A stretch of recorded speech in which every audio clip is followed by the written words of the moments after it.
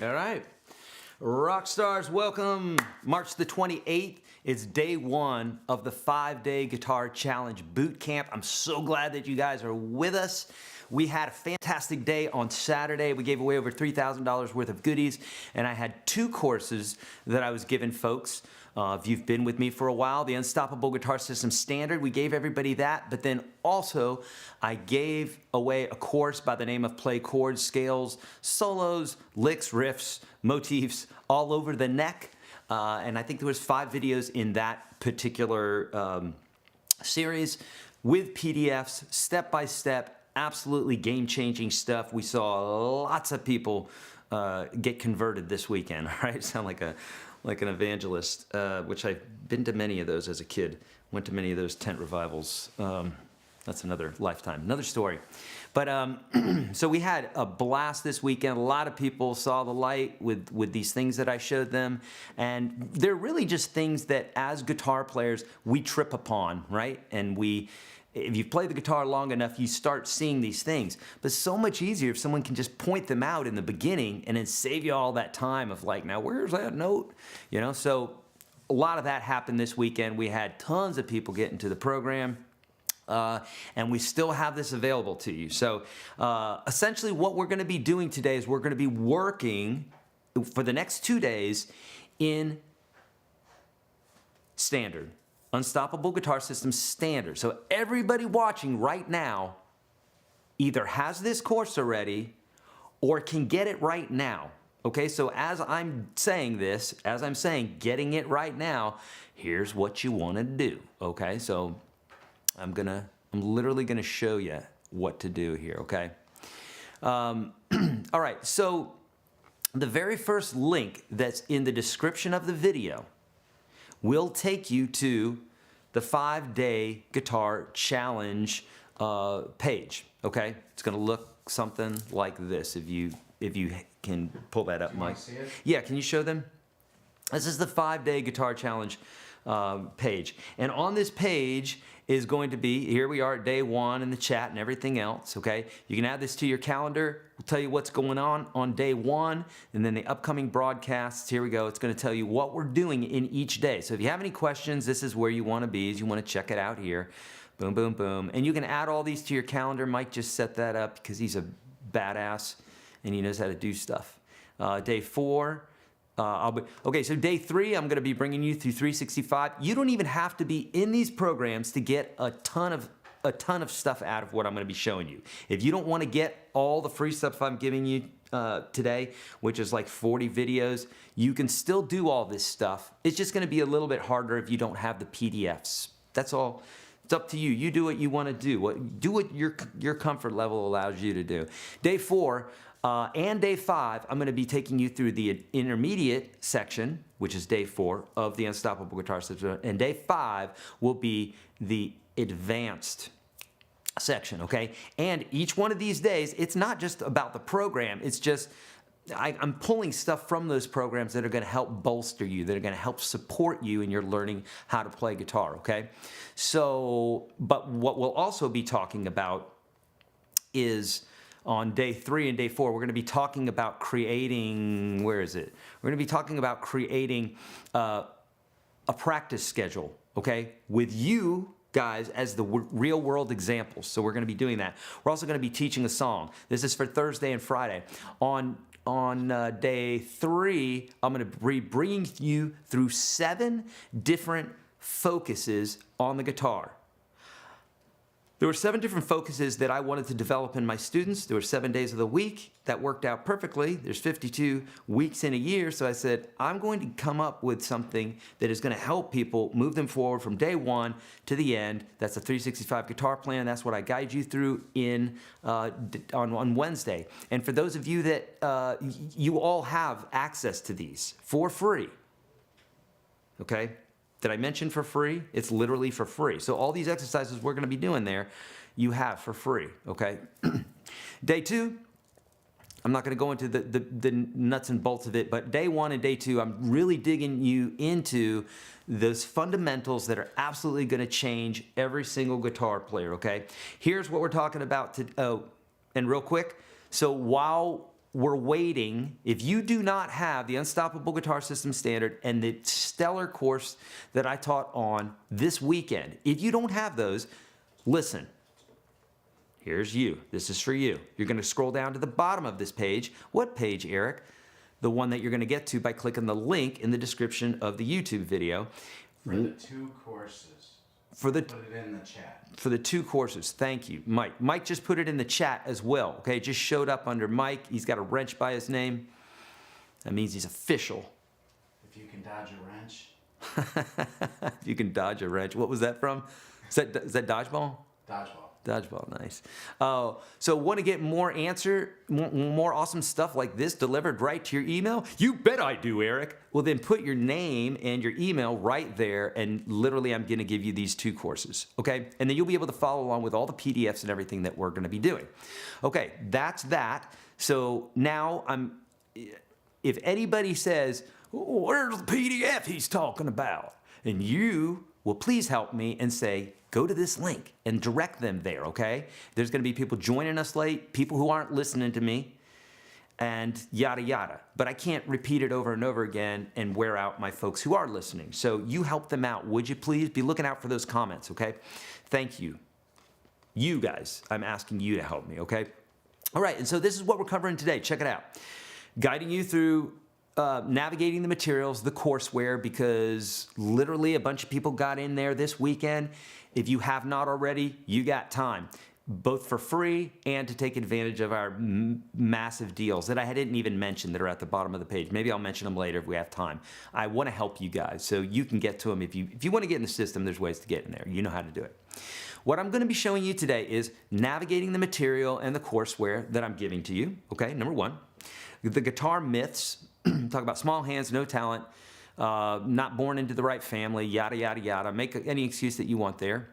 Trust me, I'm going to show you why these things are not true. How to make and find time to play guitar. I get this from so many people. How do I find the time? I'm going to show you, okay?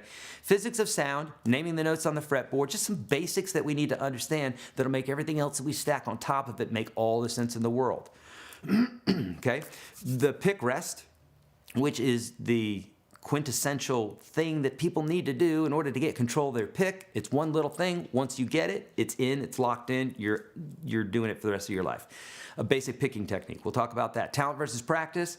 Going to go into that. And then also fretting exercise number 1, applied. So we're actually going to be doing our first fretting exercise in that. Friends, if you're beyond this, that's okay. We have Q&A. Join me at 1 o'clock. Where I'll be getting to any questions. No, you know something? We'll be doing it before 1 o'clock, but we're going to be doing a Q&A here today because I'm going with you until 2 p.m. today because I'm absolutely committed to your success on the guitar. We're going to get you there. I'm going to take any excuses out of it. If you want to do it, we're going to do it together, and I'm going to guide you there, okay? I promise. This is what I love doing, okay? I love helping other beings, and I love music, and I especially love the guitar, so what better combo than to do that? The only other thing we can do to make this better for me is throw in some healthy food and some yoga and some meditation, and then my life is complete, okay? Throw in some puppy dogs and kittens, and I'm done. Done for. Okay, so here we go. Here we go. Now I'm going to take you guys into the deep depths of the Unstoppable Guitar System. So, here. Okay, I'm ready for you, Mike. This is going to be really quick, just because most of you know this stuff. But for those that don't know it, let's do this really quickly. There's beginner, intermediate, intermediate plus, advanced, and advanced plus sections. This is where you're going to drill down and find all your good stuff. For the next 2 days, we're just going to be in the beginner section. That's all. Okay, and then I'm going to show you how to get to some other stuff after, okay? But essentially, you know, when we're talking about, let's say, naming the notes on the fretboard, which we're going to be talking about today. We're going to come here and naming the notes on the fretboard, and you're going to scroll down to the bottom here and click on Diatonic Harmony PDF, and this is going to open up a PDF for you. It's going to look something like this, and then bingo, bango, jango. Now you have access. You got the keys to the kingdom. I'm giving you everything, okay? So That's it, Mike. We're done with that. Thank you, sir. So, all right. So now that was navigating the materials and the courseware. I'm just giving that brief overview because there is a welcome video inside the course that's going to guide you through that. Okay. All right. Let's talk about guitar myths, folks. Here's the deal. Everyone knows what brainwashing is. If you don't know about it right now, then you're brainwashed, right? There's a lot of brainwashing that's been going on since the beginning of time. It's a way to move people to believe a particular thing, right? When one is brainwashed, they don't know that they're brainwashed. So someone might believe a lie or a myth, and you don't even know that it's a lie because you believe it, because you've taken it as to be truth, right? That's how you literally brainwash people, right? Well, there are things called myths, and sometimes people embrace them and they don't understand that they're just not true because maybe there's a teeny kind of of truth to it, or it could look like that in one scenario. And so these are some of the myths that we're going to bust today, because if you believe these things, you're not going to be very successful at playing guitar because you're going to constantly default to what this excuse is, okay? Here are some of those excuses. I've got small hands, and you can have small hands, but what I'm saying is that small hands has a minuscule amount, not an infinitesimal amount that doesn't even matter. So why even talk about it? Has to do with your playing guitar. And I have videos that I've posted of 5-year-old kids on guitars with fatter necks than I have, okay? Classical guitar necks. And they're playing all over the neck, okay? So when you see that in real world, you understand that that's not really an excuse, okay? So we're gonna talk about that. Well, let's talk about it right now. I have a medium-sized hand. What I learned is that by holding the guitar properly with the proper posture, meaning you're not like this on your guitar and you're not leaning back in your chair, right? I see a YouTube short coming if I do this too far back. Leaning back in your chair while you're watching TV, wondering, wow, why can't I play the guitar?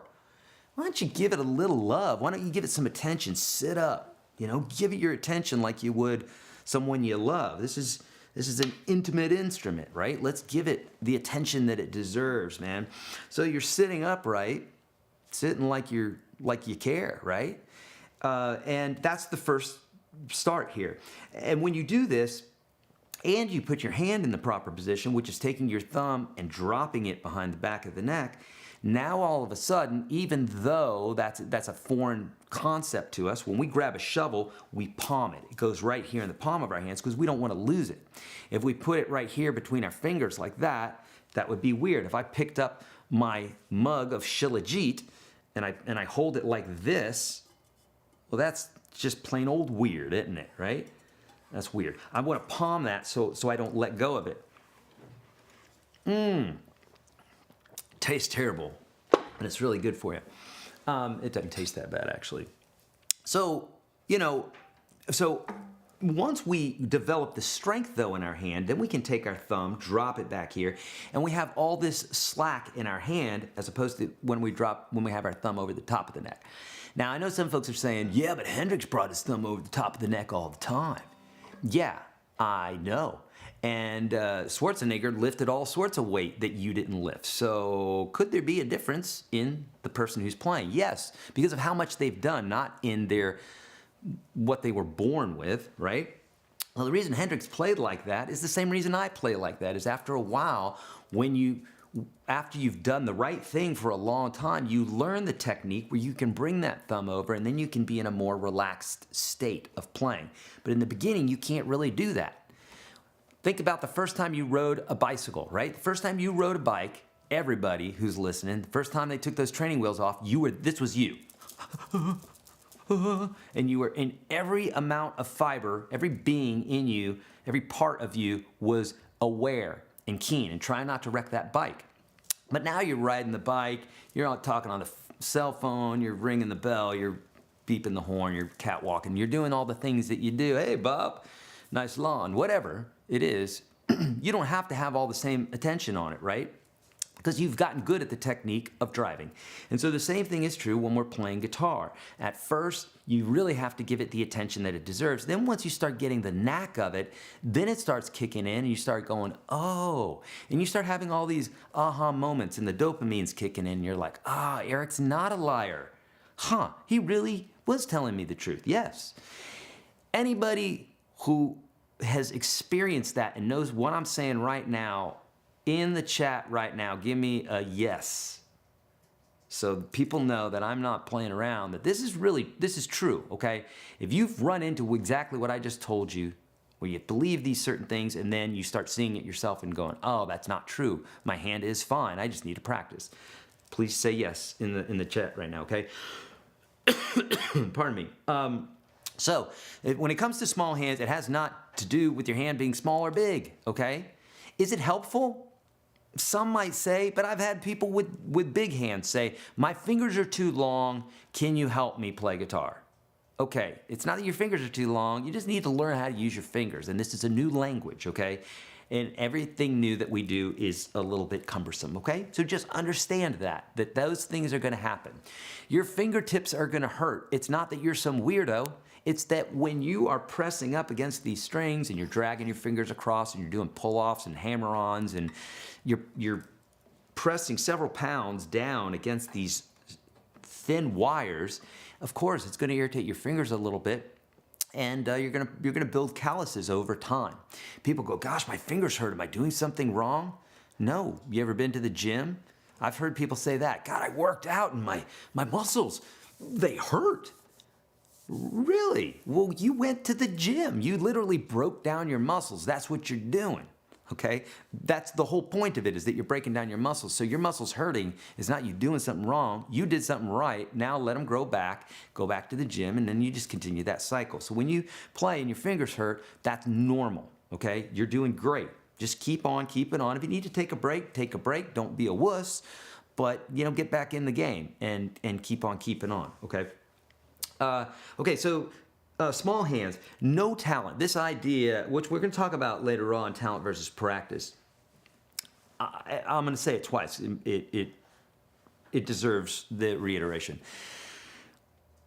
Talent is, is when someone is born with an innate ability to do something. That's what, when we say talent, that's what we mean. Okay, is that someone's born with an innate ability to do something. Many of you hate when I talk about this. And let me challenge you for a moment, as from one soul to another soul, from one being to another being, where I want your best interest in mind. Okay? The reason that I'm saying this to you is I'm trying to free you from the shackles of that belief system, okay? You do not have to be stuck in that mentality, okay? But if you do decide to believe that, then what will happen is you aren't going to grow very much because you're believing a lie, okay? Is someone born a better guitar player than another? I don't know. Why don't you hand a Strat to baby Hendrix and see if he played any better than baby Eric or baby whoever who's never touched a guitar in his life. They're all gonna play in the same crap level where babies play.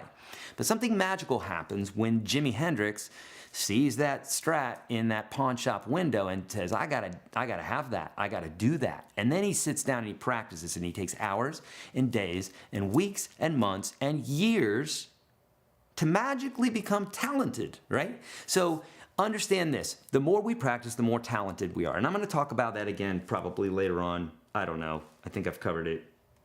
I think I've covered it sufficiently. If not, I'll answer some questions here for you. But and so for those of you who go, yeah, but still there's this edge. If that makes you feel better that you'll never be at their level, let me know if this resonates with you. If that makes you feel better that you are limited and that you'll never be what somebody else is, if that helps you somehow, then do it.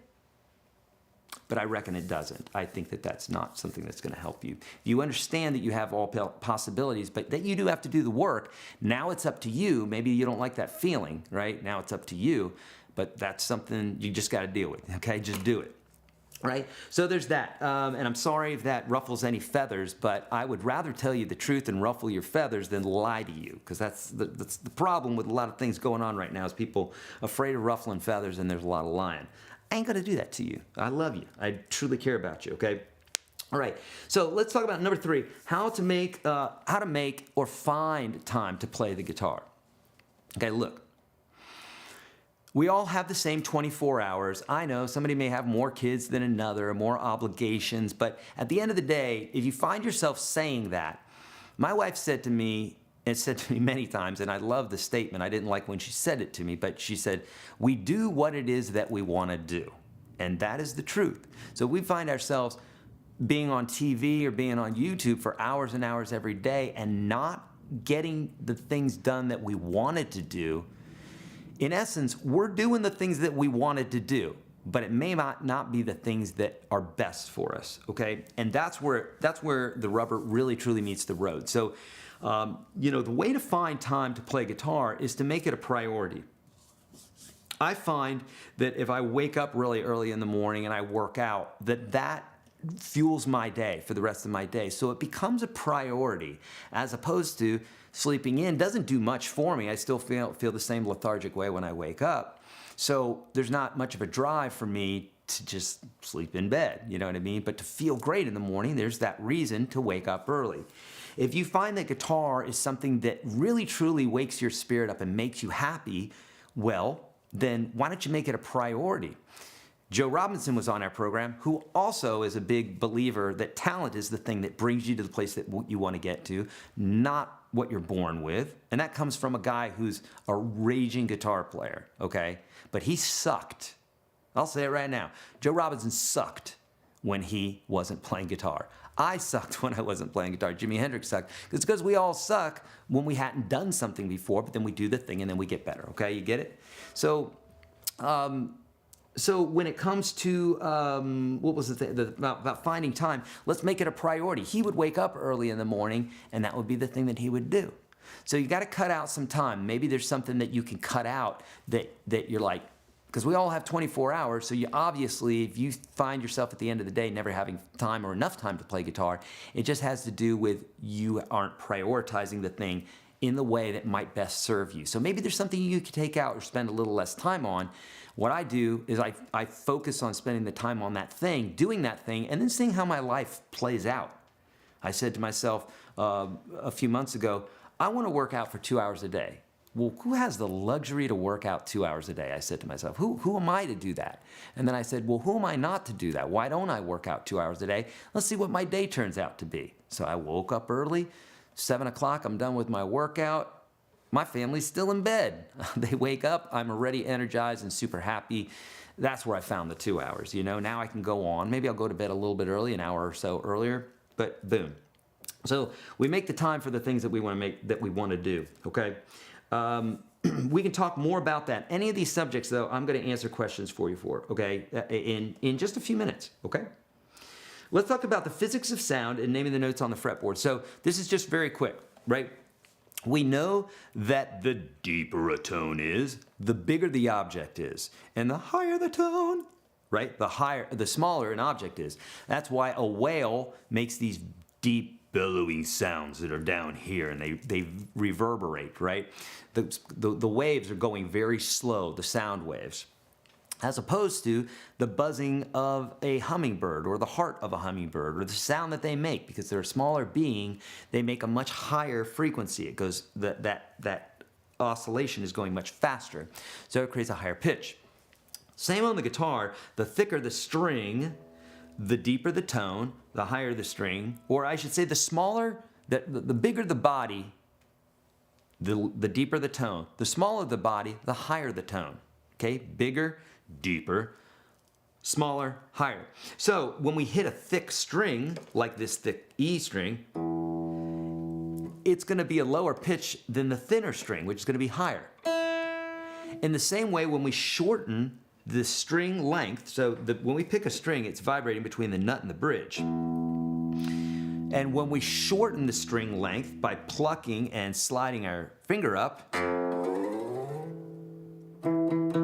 we're shortening the string length, which is, again, making the pitch go higher. The reason I say that is this is going up the neck, because we're going up in pitch. Beginners call this going down the neck. I mean, they call this going up the neck, all right? Many of them do. If you don't, then you got it right. This is going up the neck, we're going up in pitch. This is going down the neck, we're going down in pitch. Going down, okay? Now, that's also important because when we're talking about the notes on the fretboard, we're talking about the notes on the strings, they go up in pitch and they go in a certain pattern. And if you understand this pattern, you understand how music works, okay? And we're going to get to that this week. We're going to start right now with the names of the notes. So the names of the notes are very easy. It's E, A, D, G, B, E. E is that thick string here.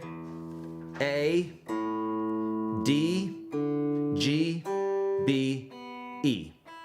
And we remember that by going Eddie 8 Dynamite Goodbye Eddie. Some of this stuff I'm going to fly over because I've taught it 10 million times. So if I don't want to wear out our folks that have been through this already. So I'm going to fly over a lot of this stuff. It's in your course if you miss any of it, okay? We're going to name the notes on the fretboard. We're going to do this quickly because, again, it's in the course that I'm giving you for free, and I can't wear out our folks that have seen this 30 times, okay? The musical alphabet goes from A to G. So A, B, C, D, E, F, G. There's no H, I, J, K, L, M, N, P. Every note has a sharp except for B and E. When we talk about sharp, we're talking about raising a pitch. So we usually have a note in between two of the letter names. I'll give you an example. If we play this A string, so we're starting at the beginning of the musical alphabet. Every note has a sharp except for B and E. So if I play an A on this open A string, that means A has a sharp because every note has a sharp except for B and E. So A, sharp. Here's B, which does not have a sharp, so it would go straight to the letter C. So we're going to go through the alphabet. Every note has a sharp except for B and E, so we have C sharp. We have D, which is the next letter in the alphabet, then D sharp, and then E. B and E don't have a sharp, so E goes straight to F. F has a sharp. Then we have a G. G has a sharp. And then we're back to A. So the 12th fret is back to the A. And so if we were on the E and we rolled all the way up, it would be an E as well. And if we went up yet another 12 frets, if we had it, somewhere around there, that would be yet another E. Okay, and what's happening frequency-wise is we're doubling the speed of that oscillation, all right? So, and I don't know what the pitch of this note is, but let's say it's 200. I don't know what the pitch of a low E is. Then this would be 400. This would be 800. This would be 1600, you know, and so on and so forth. Make sense? Good. Okay. Just want to briefly go over the fretboard because I do it more in detail, and you also have that PDF that I just showed you, this one right here, that's going to have all the detail, all this information here. Look, friends, I'm walking you through 5 days of this, so if you really want to get the best out of this, go over these. This is your homework. Look over these. Okay, make sure that you have the basic concept of at least the videos that we're talking about here. So like the pick rest, the exercise 1, the diatonic harmony. Like you have these PDFs, okay? They're there for you. Okay. I feel like there was something else I was going to say there. Okay, real close. We're real close here. Let's do the basic pick rest, the basic picking exercise, and then exercise number 1. So a couple things here real quick.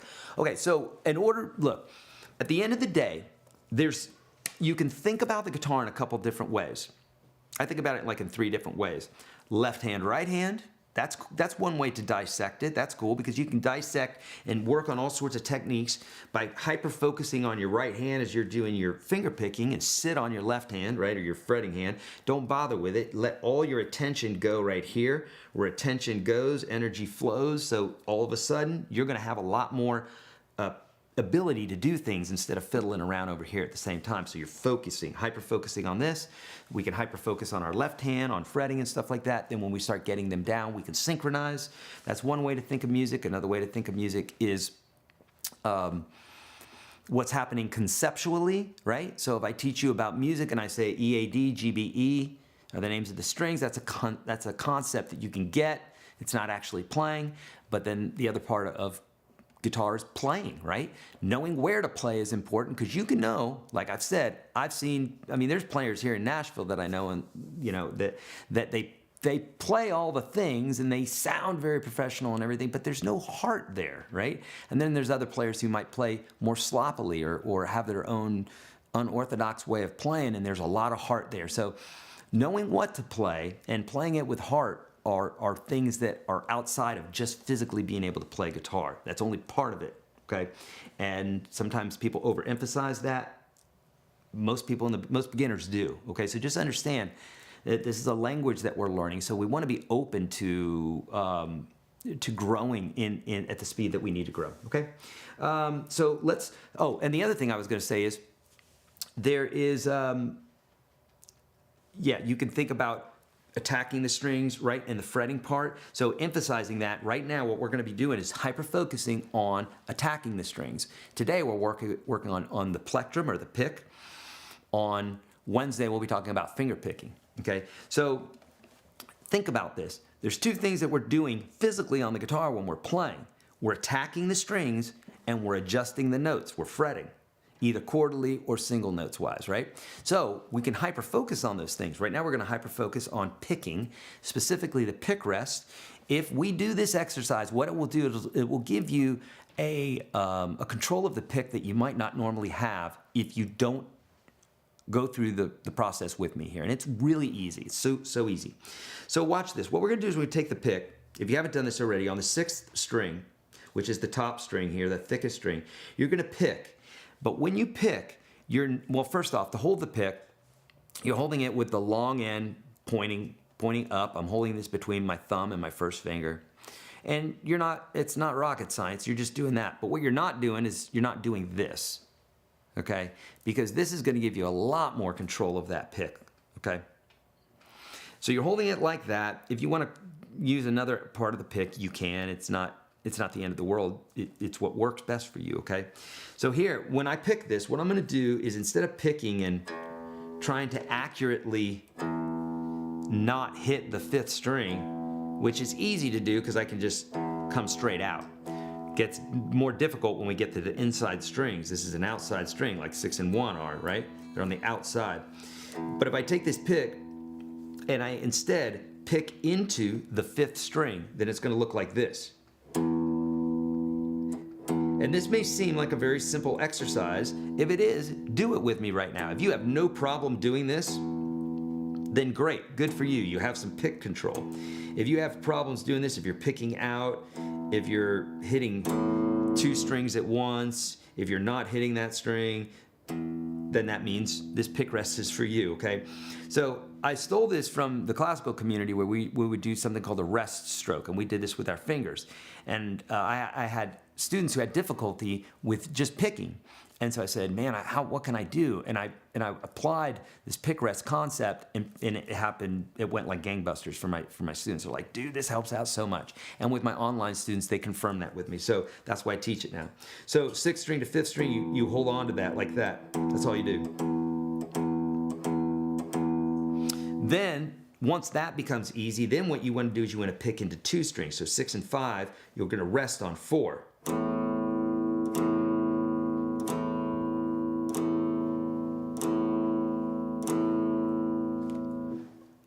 Again, you're going to find a certain set of strings here, you're going to have a little bit of difficulty. And what it's going to make you do is it's going to make you hyper-focus on getting that accurate. And all the while, you're building neural synapses in your brain, throughout your system to get your hand to do the right thing. It's just like hitting a baseball 1,000 times, right? Off a tee or something like that. It's like enough times that algorithm starts, your brain has an uncanny ability to do math. If you think about, I'm not talking about equations, I'm talking about you walking. I mean, I think like maybe 10 years ago, they started getting robots to stand up by themselves because the amount of mathematical equations it takes for a robot to stand up is just it's incalculable, and they weren't able to do it because they didn't have computers that were strong enough. Boston Dynamics recently created some that start standing up and they can flip and they can do all sorts of things now, but it takes a lot of math to make that happen. So literally, when you're doing that, when you're learning those and building those neural synapses from walking or what have you, that's a lot of energy. You've done that since you were a baby, or toddler at least, and stood up. You've gotten really good at it. You will do the same thing when you're with your picking, with your fretting, with all. But you have to do the exercises. So as a little kid, you get up and you try to walk. You get up and you try to walk. You get up and you try to walk, and eventually start getting it. Same thing with this. It's about repetition, but the more hyper-focused you are on it, the more it becomes part of your anatomy. It starts becoming cellular, okay? So, so you're gonna do that all the way to resting on the first string. Okay, and then you can do that from the fifth string to the first string, and the fourth string to the first, and so on and so forth. That's called the pick rest. Do it a lot. I have the exercise inside the course for you for more detail about that. Okay, cool, excellent. Let's keep going. We did the pick rest. Let's talk about a basic technique for fretting. This is the everything, right? As far as picking, you're doing that. You're going to do that. Everything that I showed you just now, until you stop playing guitar, which is hopefully never, right? You want to, I mean, these principles are going to be with you. You're going to be using these foundational things for the rest of your playing, okay? So this is why they're so crucial, and they're so fundamental. So, like, you can't not do these things. If you didn't do them, you're going to have technique that isn't going to work. So you might as well just get them down and integrate them, okay? Here we go. Exercise number 1. Well, let's do the basic fretting technique. So let's think about this. There's a few things you want to think about. If you're having issues with chords buzzing, if you're having issues with notes being muted out, if you're having issues with, you know, this kind of sound, here you go, like this.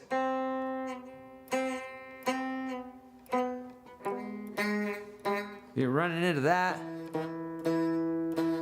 or this, it's because you don't have the proper fretting technique. But good news, I'm going to show you how to do it here. And it's not that difficult. We're using basic physics here, right? Real basic physics. We're using leverage and things like that. If you take your thumb, drop it behind the neck, it's going to give you more ability to be in the proper place. Is it going to be harder to play? Yes, physically a little bit harder to play because of the leverage. Remember the whole thing about the shovel. We can palm the shovel, or we can hold it with our fingertips. It makes more sense to hold it in the palm because that makes sense. We're digging. We're not doing something intricate and like we are on guitar.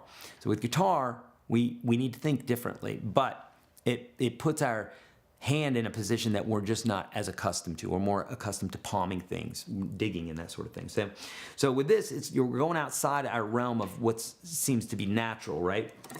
And so you drop that thumb back here. A few principles. You do not want to play on the pad of your finger. You want to play on the tip. Some people think this is the tip. It's not. If you took a pen, and this is what I would always tell my students, is take a Sharpie and look at your hand like that, right? And then take a Sharpie and hit the tips of your finger like that with a little dot. And then that'll remind you as you're playing that's the part that you should not be seeing. So right now, when I grab the guitar and I look down, if that dot is looking up at me, it's saying you're holding your hand wrong, because I shouldn't see that dot. That dot should be directly on the string, so that I'm not seeing that dot. If I'm seeing that dot, I'm not playing it correctly, okay? Is it gonna be awkward at first? Yep, super awkward. Like walking on your tiptoes, like walking on skates or something weird, okay? It's gonna feel weird, just like when you were a little kid and you were walking, it felt weird, because you hadn't done it before, bro. Why would it feel natural? It's not gonna feel natural, okay? So it's gonna feel awkward. Fingertips are going to hurt a little bit, but every single guitar player from Hendrix to Eddie Van Halen had to go through this, okay? You're in good company and you're going to make it, and you're all with us who will guide you through it, okay? So you got the fingertips there. We're leveraging something, right? We're pressing something down. So we want to be as close to the fret. This is the fret, this thing right here. We want to be as close to that as possible without going over it so it doesn't mute. We want to be behind the fret. That's a nice sound. We don't want to be back here, where we're going to get that sound or that buzzing sound. So we want to be up here on the fingertip, thumbs behind the finger that's playing. And I'm going to get that sound. And so you can get familiar with just that first finger, bringing it up the fretboard, and you can do that with the second string. Same thing. You're going to use the same attitude. You're playing on the fingertip, getting close to the fret. And another thing that's helpful is if you curl that knuckle a little bit. Well, we're going to talk about that more when we start talking about chords. But what you don't want to do is you don't want to be this. You don't want that finger flat, because we're not even starting off right there. You want to curl those knuckles. And you don't have to white knuckle it, but just be cognizant that it needs to be a curl there, okay? And then practice that first finger a little bit going up and down, okay? Now that we have that basic fretting technique down, we want to do exercise number 1. This is also in your course, so it's the fretting exercise, so if you need more help with it, you got it there. Exercise number 1 is going to go like this. 1, 2, 3, 4. You're not going to be able to play it that fast the first day. You're going to be more like this.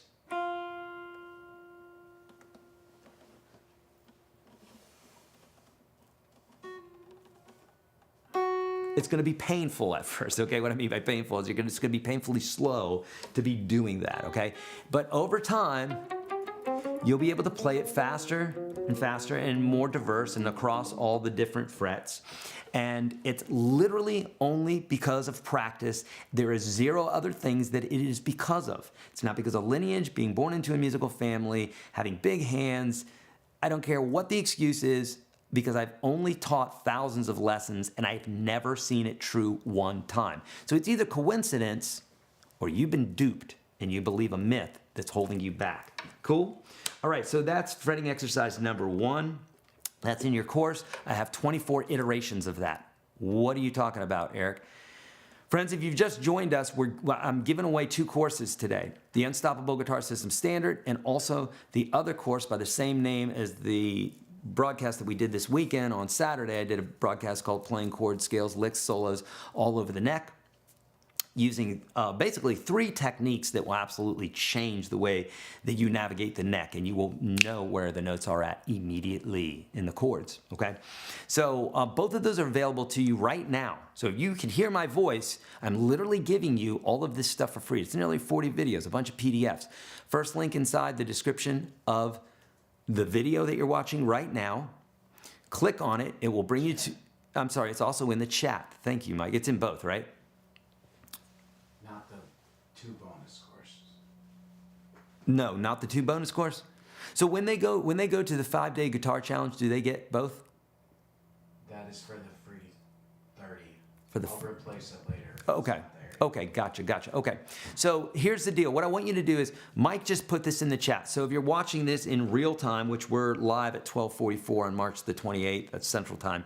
If you're watching this right now in the chat, you can go there. Obviously, if you're watching it tomorrow, look at the live chat, not the comments, and look around this time here. Mike just put the link in there that's going to give you access to both of the courses, okay? We'll change that tonight to where you can get both of the courses on the page that I just mentioned. But the specials are there. I'm going to mention those real quick, and then we're going to get to your questions in real time. Mike, if you would bring this page up really quick, and then I'm going to get to these folks' questions. Okay. So if you click on that link that goes to the link in the description of the video that you're watching right now on YouTube, so right underneath it, will take you to this page called the 5-Day Guitar Challenge. It's going to tell you every day what it is that we're doing. So this is day 1. It's going to tell you what we're doing. You can add this to the calendar. Here come the upcoming broadcasts, day 2, 3, 4, 5. I'm going to be with you all week from Monday through Friday, noon to 2 p.m. I'm going to be guiding you through a lot of stuff, absolutely free. You guys have access to the majority of it, okay? At least to 3 days of it. And in fact, there is a way for you to get access to everything as well. YourGuitarSage.com/1. If you want to check that out, you can test drive the whole enchilada for 30 days. So when we get into Thursday and Friday, where we're talking about intermediate and advanced stuff, if you're not in UGS Pro, and you're like, I don't know about this guy, he seems like a fly-by-night. If you say that, then then you don't know me because I've been around here for a while. But you could take advantage of the $1 offer. You have it for 30 days. If you don't like it, get out before the 30 days is over and you just lose $1. But you had 30 days to try out like 1,000 videos and 600 jam tracks and be in the community. Get 3 live broadcasts from me with answering questions from you every single day via email and everything else. If that sounds like a terrible deal for $1, then I don't know what your Starbucks, what you getting at Starbucks, but then, because $1 is a deal there. These are the specials that we got going on for until Sunday. They're going to end on Sunday, so if you want to be part of this, great. Normally, the lifetime membership of UGS is $685. We're knocking off $222 instantly by clicking on that right there. We also introduced this year one year memberships. We just started that this week. Haven't done that before. Normally, if you're paying $19 a month, which is what it costs to get absolutely everything inside UGS, you get 365, again, over 1,000 videos. I can't even get into all the good stuff it does for you, but basically it's lessons for life. I'm sitting here, email support, we're chatting online, real time, that's coming up next week.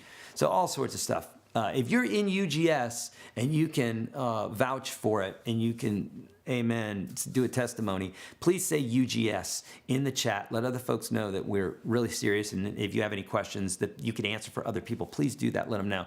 But this, if you're in it for $19 a month, which is the monthly fee, then it comes out to like $228. A lot of our monthlies are jumping onto the year thing here where they're saving some money, and it's $150 a year. This is the special, $150. Okay. Normally $228 if you're paying $19 a month. The normal rate for the year membership is going to be $180, but we're knocking off $130 for this promo. So you get it for $150, saving, what is that, $78. So all different ways to save money. This is normally $79. We're doing it for $49. $365 is just, you'd have to, yeah. In a nutshell, I'm going to go over it more in detail on Wednesday, but essentially it's 7 different areas of focus on the guitar, and I bring you through week 1. I start you on week 1 and bring you through 52 iterations of those exercises to ramp you up and make you a superstar by the end of it. And we've had folks that are working on their 2nd and 3rd year now, and it's awesome. I love it. And I think 2nd year. I don't think it's been out for 3 years yet. Okay, good. All right, here we go. We're going to get to some questions now. So if you guys have any questions whatsoever, now's the time to do it. If you would, thanks to everybody who said UGS in the chat there. I truly appreciate that. Okay, so if you have any questions, what I want you to do is, if you can, put them in all caps, put a question mark, because the chat sometimes will roll a little bit quick, and I want to be able to get to those questions. And I'm going to start now. If I need to go back, I will look. But I will. Oh, and thank you so much, Lisa, for saying that. It's actually a third. You're saying the third. It was a 30-day guitar challenge. Yeah. Yep. You said you also get free motivational and spiritual lessons with UGS Pro. I love that. Thank you. Yes, absolutely. Thank you, Larry. Life-changing course. Beautiful. Man, I can tell you that for me, guitar has helped teach me things about life. You know how like you learn something if you do jujitsu, or you do meditation, or you do cold showers, or you work out, or you fast or whatever, and it puts your mind in a place that you wouldn't get to normally. Guitar does that to me all the time. I learn stuff from the guitar all the time. One of the things I've learned is that I can, and I don't care who doesn't believe this, the only guy that needs to believe it is me, is that I can truly do anything that I want to do if I find out what the information is to get to the thing and I do the things, right? Now, if I don't have the information, I'm out. And if I don't do the things, then I'm out. But if I have the information, if it takes blank, blank, blank, and blank to equal blankety blank, then there's my information. And if I do those things, then I get to get here. Right? That's just a basic philosophy. There's some people that don't even get that don't even believe that. And so guitar's taught me that. because I remember playing licks that I never thought that I would play. Yngwie Malmsteen or whatever, and I'm like, oh, that's crazy. I'll never be able to play that. And then dabbled with it because it was just so fascinating. And then eventually now I'm playing it. Maybe not playing it at his speed yet, but again, we're on a continuum. It's not about, am I there today? It's, am I on my way, right? If you did not play guitar at all, what would you be doing instead? If I wasn't playing guitar, I think I would be helping people in other ways, probably like coaching, or because I love that idea. I have coaches. I've worked with coaches. Like when you have somebody that can shake you and make you realize what it is that you're doing wrong in your life, or not even say wrong, but what's not serving you. If you're doing something that's not serving you, let's say you smoke and you don't want to smoke, and it makes you feel like crap, and you're waking up with phlegm and stuff like that. No judgment about smoking. I've smoked before. I'm just saying, no judgment. But if you don't want to smoke, then it's not serving you, and then you find out a way to make it to where, well, actually, I want to not cough anymore. You know what I mean? And start you start realizing that that there's nothing you can't do if you do the steps to get there. You know. I was basing off this question. I kind of got off track there. That's what I would do. I love to help people get to a place by showing them, look at the road you could go. And then they're like, oh my God, that's amazing. I'm going down there. Because that has been afforded to me by gurus that I follow, books, seminars that I've been to, personal coaches, just people friends. I mean, honestly, more often friends who are really intimate, who I love, who are honest with me and will say, dude, I love you, but I could help you in this area of your life. And then, oh, that's gold when someone will be that for you. So I would love to help people in that way, and could actually see me doing that at some point in my life. Right now, it's guitar. Plus other artists Eric has brought in to teach other disciplines on guitar. Oh, thank you, Drew. Yes. Mm-hmm. Exactly.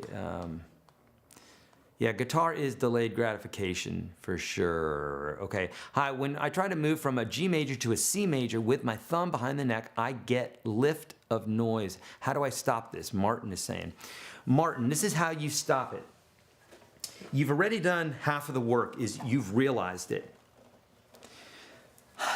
All right, so without going down the rabbit hole too far, wherever focus goes, right? Wherever focus goes, energy grows. So what that means is when you are trying to work on a muscle, you work on that muscle and you say, God, come on, and you're doing that exercise and you're giving it that attention, and then it grows, right?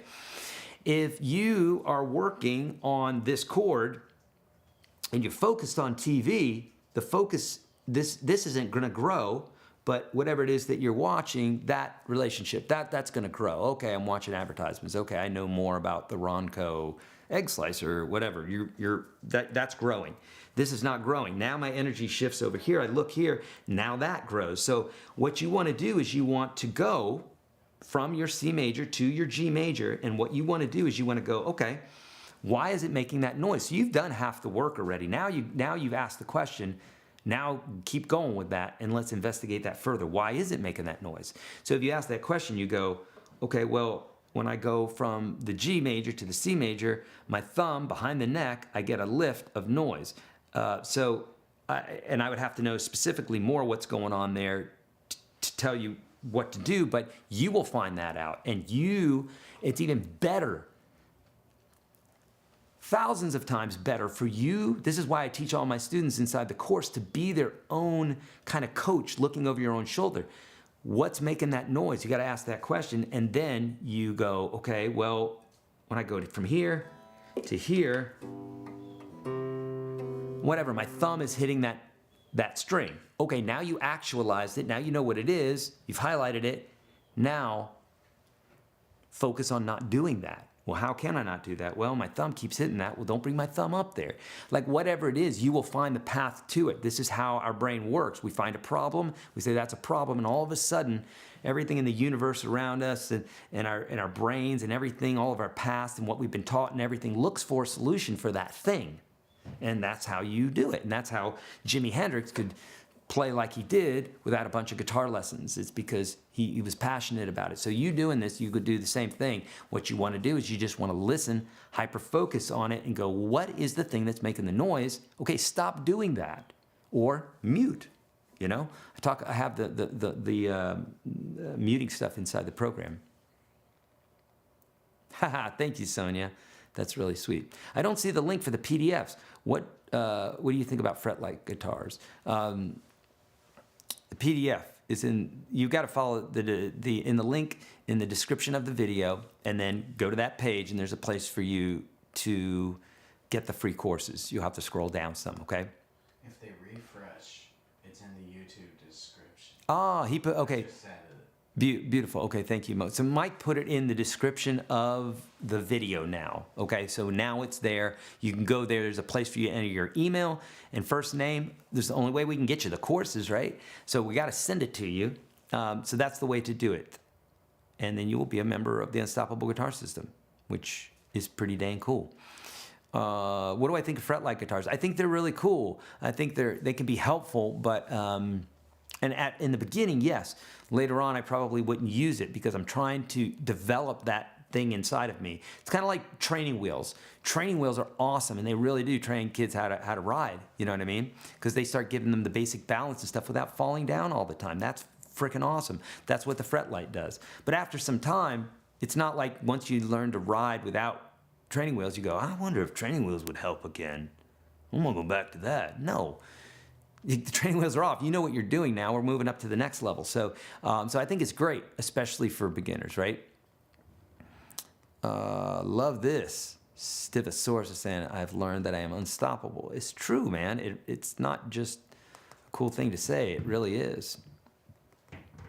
We're literally unstoppable. I had a conversation with some buddies this morning. We were saying that literally every moment of your life it could be a decision to do whatever it is, and it's going to bring you into an entirely different direction.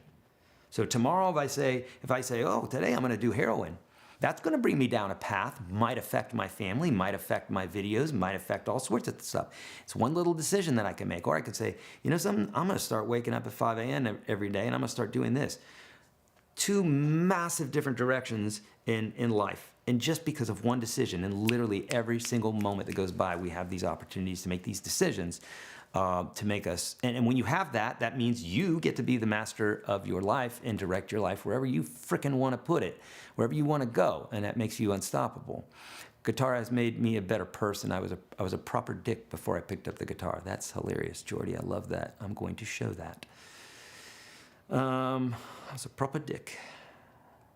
Must be British. I love that use of proper. Information followed by inspiration can accomplish many things. Yeah. You guys are in the right place. I'm in the right place. I'm with you guys. Learning to read music based on your book, Eric. The band director wants me to come up even higher and read sheet music. I love that. Yes. Okay. I feel my kundalini rise when practicing for hours. Friggin' love that. Yeah, that's what we call ki energy or chi energy. I'm just discovering this on myself. Have felt this when I'm meditating, but didn't know what it was. I didn't know what it was. But there's energy that flows through your body. The Asian community, it's built within for thousands of years. It's been built into their culture. They know about it. When you're working up the neck, are you thinking notes, patterns, or something else? Barry, I'm almost never thinking notes. I'm almost always thinking patterns, because at the end of the day, if we're thinking notes, if I'm in the key of G and then I'm in the key of F, we're going to have an entirely different set of notes. But you know what does stay the same?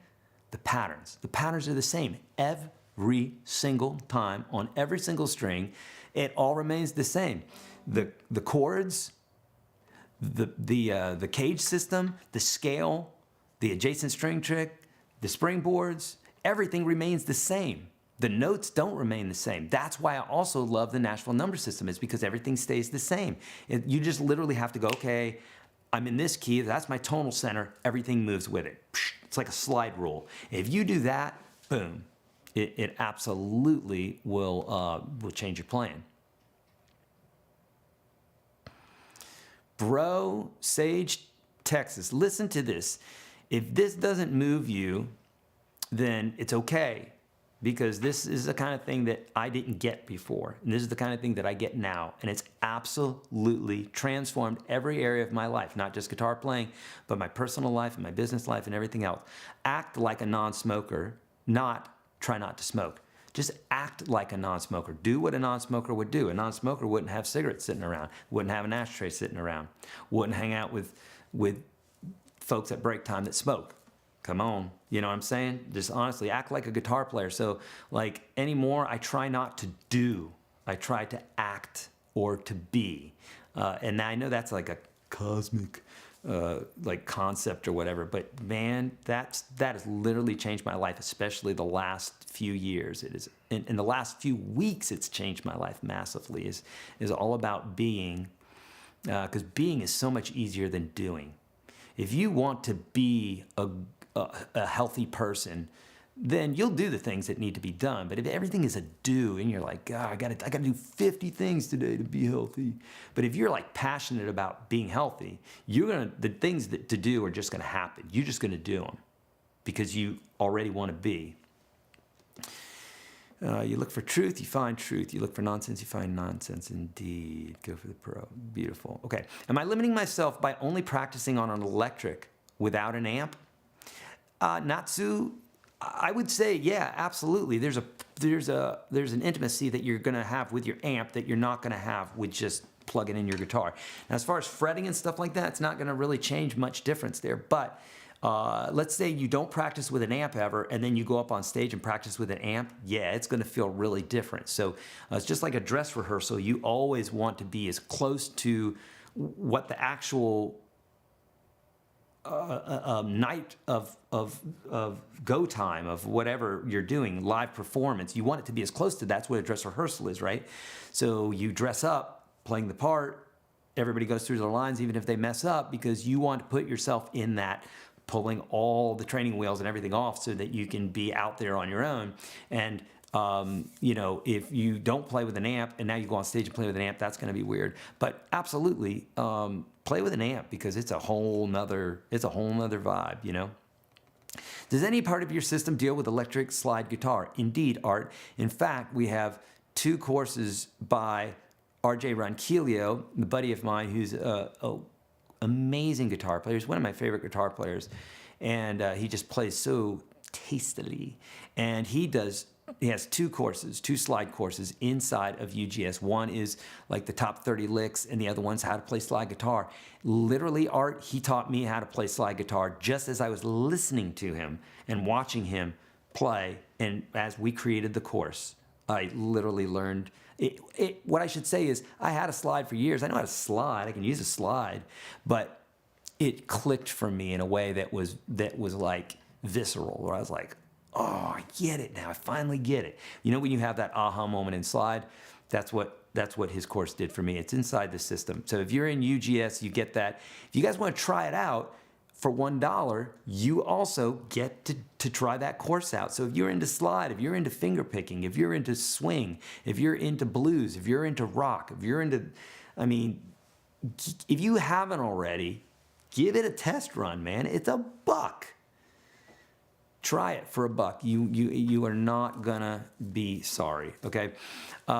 If you became a UGS member because of the $1 trial, put the numeral 1 down in the chat, okay? Let me know. I'd be interested to see that. How many folks got into UGS because they tried the $1? Okay, you get that for 30 days. YourGuitarSage.com/1. Thank you, Mike. Yeah, if you want to take advantage of that, YourGuitarSage.com/1.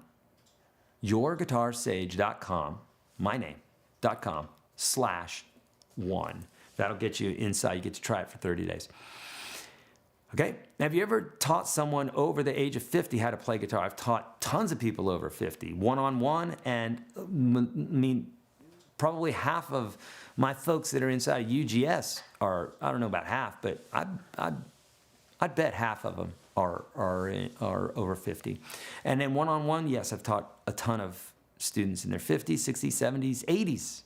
Love it. Eric, can you talk about the learning roadmap? And it doesn't matter. In fact, those often, I have 17-year-olds who are asking if it's too late to start guitar. And then I have 70-year-olds who are like, show me the way. You know, it's about psychology. Have you ever taught someone? Yeah, okay. Eric, can you talk about the learning roadmap for someone only interested in fingerstyle? Rich, yes. Okay, so if you're only interested in fingerstyle guitar, what I would say is this. Go through, here's a couple things you could do. If you're new to guitar and you don't know that you want to do it yet, you could start with the free course I'm giving you today, Unstoppable Guitar System Standard. Just don't pick up the pick. Just do everything finger picking, okay? Now, if you want to have one course and you're ready to buy it, and it's nothing but fingerstyle for the rest of your life, and you want to be taught by one guy who's a total badass, then take the course that we created. It's one of the top courses on udemy.com, Udemy, and the guitar teacher's name is Joe Robinson, and he created a 3-part series, beginner, intermediate, and advanced. And I said, Joe, I don't want you to just teach fingerstyle guitar at an advanced level. I want you to teach folks like you, Larry, or like, who said this? Rich. I said, I want you to create a course for folks like Rich, who the only thing they want to do is play fingerstyle guitar. They never want to pick up a pick, because I know there's those out there. And that course will allow you to do just that, okay? It will allow you to literally just learn fingerstyle from the beginning and learn all the stuff that I teach you too, okay? Mike, did you just put the link for that? Right now. You're amazing. Mike's a badass. Okay. Okay, good. Okay, here we go. Have you thought of opening a guitar academy with spiritual teachings attached? I haven't, because I don't know how worn out people get from that stuff, and I want to stick to what I'm supposed to be doing, which is teaching guitar. I think maybe I'll create another channel eventually. I think I'm real close to doing that. Mike and I have been talking about that for a while. Just go down that rabbit hole and have it separate, you know. How can I build a song on a riff? Well, starting with a looper pedal is a really good way to do it. Get a looper pedal. Find out what key your riff is in, because if you don't know what key your riff is in, then you're going to have a hard time knowing what chords and stuff to fill that in and places you could go, right? So if you're like, hey, I got this thing, I don't know where to go, you need to know where to go. And so knowing what key you're in is the thing that's going to tell you where you could go. These are the notes that are possible. These are chords that are possible. These are the formations that are possible. This is how the cage system would work, et cetera, et cetera. So the way you would want to do that, say again, is you would want to learn the basics of music theory as I teach you inside of Unstoppable Guitar System Standard. So start there and then grow from there. But you can't get to the place that you want to go without establishing that foundation first. So definitely do that. Okay, good.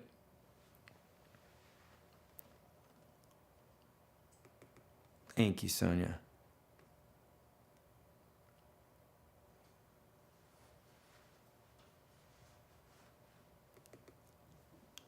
Okay.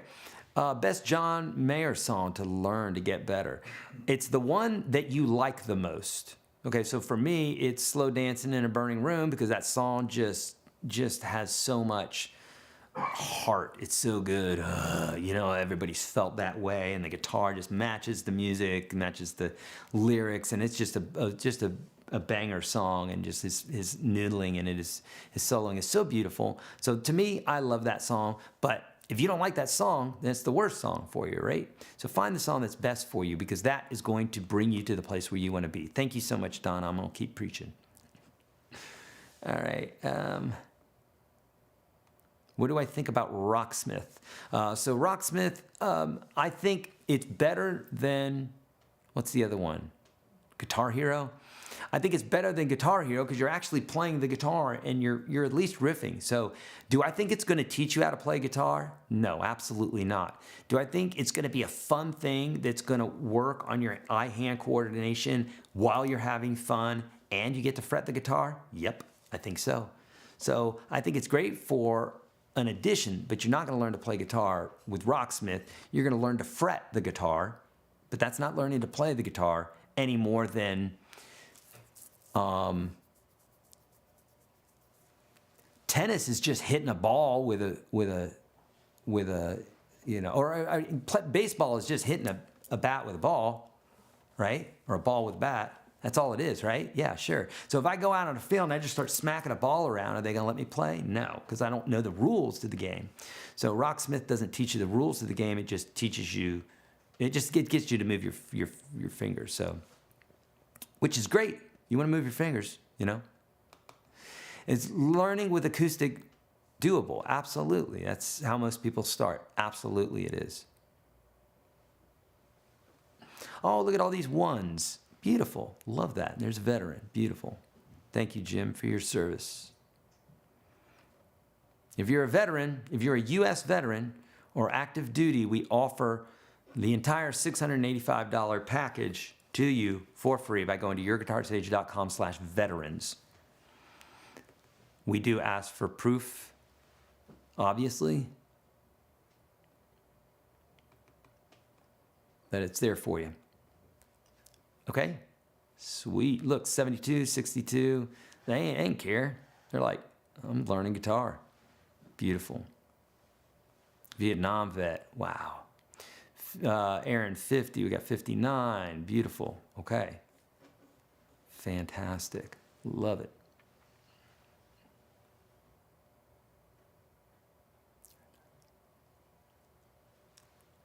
Thank you for your absolutely awesome.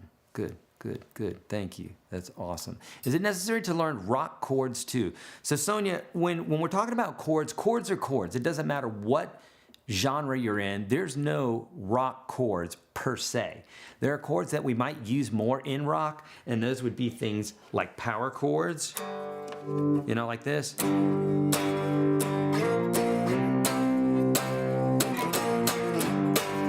Right? So I teach power chords. I teach that both on YouTube and inside the course. Just search your YourGuitarSage power chords. If you're inside the course, just search power chords. So there's that. And then, you know, there's also, I have some videos inside the course and on YouTube that basically talk about, okay, here's a G chord, but this is how a rock player like Angus Young would actually play it. Because there's certain notes that you would probably want to play over other notes, say. So I talk about that, but no real rock chords per se. What is the correct technique to do pull-offs on strings 3 to 6? 3 to 6. I can do strings 1 to 2, but on the lower pitch strings, I hit other strings all the time. Jeff. Okay, so Jeff, I could show this to you for an hour, and probably nothing that I'm going to show you is going to make a difference. Because again, this is where, if I said to you, if I eat a strawberry and you've never eaten a strawberry and I'm like, dude, this strawberry tastes sweet and it tastes strawberry-like. I mean, like, how would I describe strawberry to you? You got to eat the strawberry to actually taste the strawberry. So I can tell you about the strawberry all day long. I could do it for 10 years. But until you bite that strawberry, you're not going to know what the strawberry tastes like. So the same way here, and this is why sometimes I'll say this to you, I'm like, you've got to come to this place on your own. The proper technique, you're doing the proper technique, Jeff. You just haven't got there yet. What I mean by that is you're on a continuum. There was a day you couldn't do pull-offs on strings 1 and 2. Now you can do it on strings 1 and 2, and you just can't do it on 3 and 6 yet, so you have to develop that technique further. So what you want to do is take the same mindset that you've got with 1 and 2, move it to string 3. It's going to be easier than 6 because it's only 1 closer. Hyper-focus, like I was telling the student before, hyper-focus on what it is about the thing. What don't you like about it? Well, my finger's bumping into that string. What finger? What string? Get specific. Oh, well, okay, it's this finger and it's touching that string. Okay, good. Now you're focusing on it. That means the energy is going to go to that thing and you're going to be able to solve the problem. So you hyper-focus on it and you say, well, this finger is hitting that string. Okay, don't do that. I'm not doing it to your finger, Jeff. You're doing it. So you're in control of your finger. So now you tell your finger, okay, dude, don't snap down that far. Go a little bit lighter. If you're doing the pull off, maybe pull up, those sorts of things. So you've got to kind of find your own little way that's going to work for you.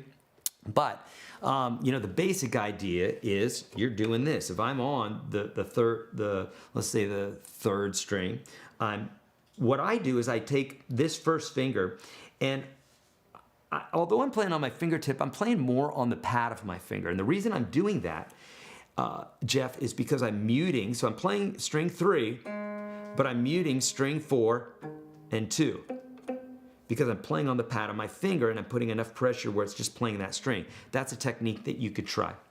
And then when I pull off, even if I hit these other strings with my fingers, they're not ringing out because they're muted right here. They're muted with that string or with that finger because I'm laying my fingers across it and I'm just pressing the one string that needs to be played. So I'm fretting this or I'm pulling off on them and it's making a noise, but it's not making this noise because they're being muted. So when I pull off,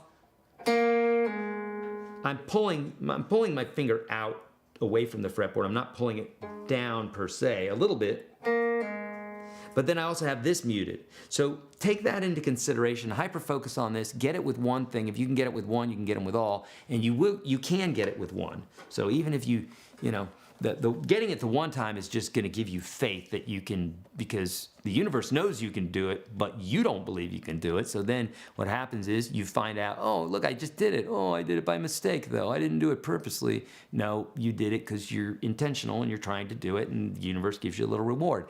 And once you start believing in it and doing it more and more, now all of a sudden you can do it more and more because you realize that you didn't trip upon it. You actually are developing the technique, if that makes sense. Okay. Do you recommend learning full major and minor scales first or pentatonic and caged first? So, Doug, the way that I teach it in the program is the way that I suggest, which is I teach you the major scale and what it means to you theoretically, right? That's the A major scale. So I teach you, okay, well, learn that so that you can play it in all the different keys.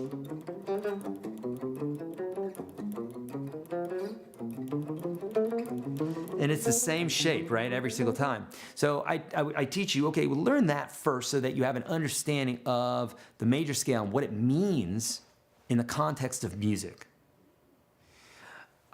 I don't even really teach the minor scale per se, although it's within the major scale. So are all the Greek modes, Ionian, Dorian, Phrygian, Lydian, all that stuff. That's hidden inside of the major scale. It's just starting from a different scale degree. I go over that inside the program. So you really just learn the major scale, learn how to move it up and down the fretboard, and learn the pentatonic scale, which I also teach.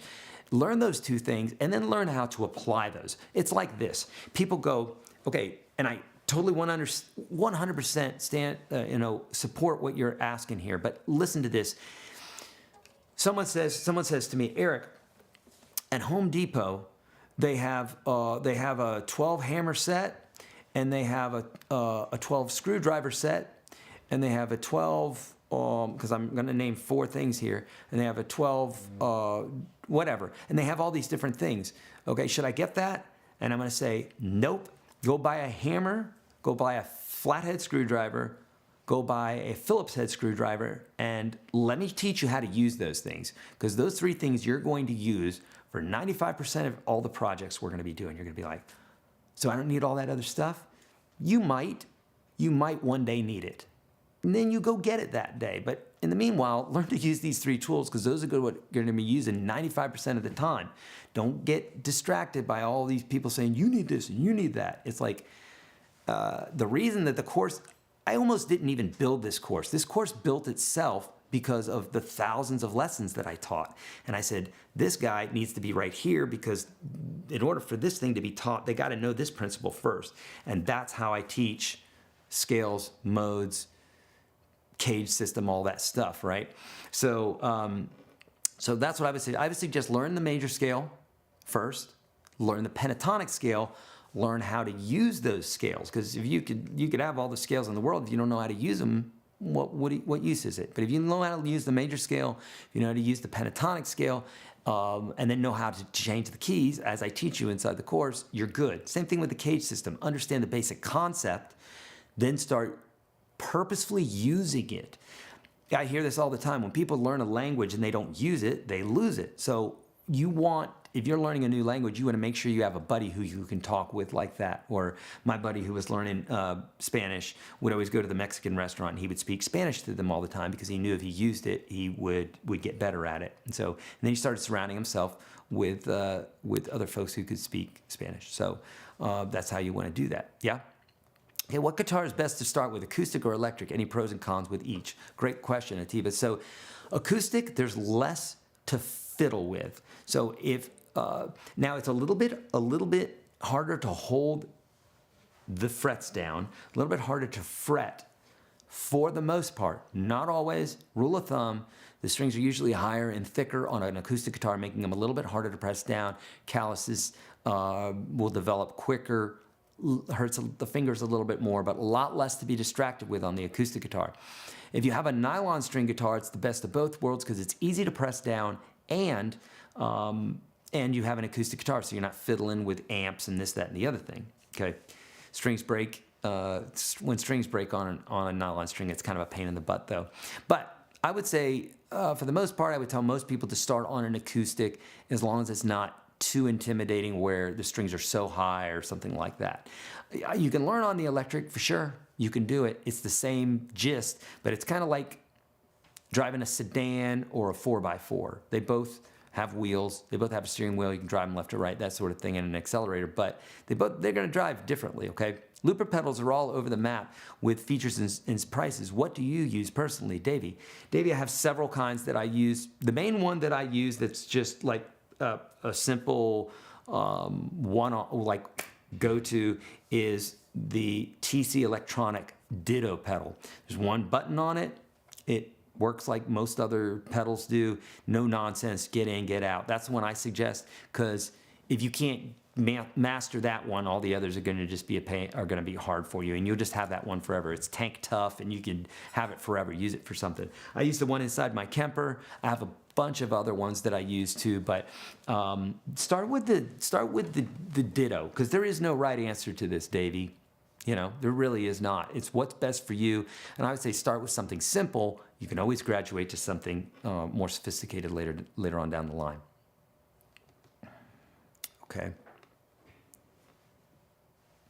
Oh, beautiful. Love that. Another nice testimony here.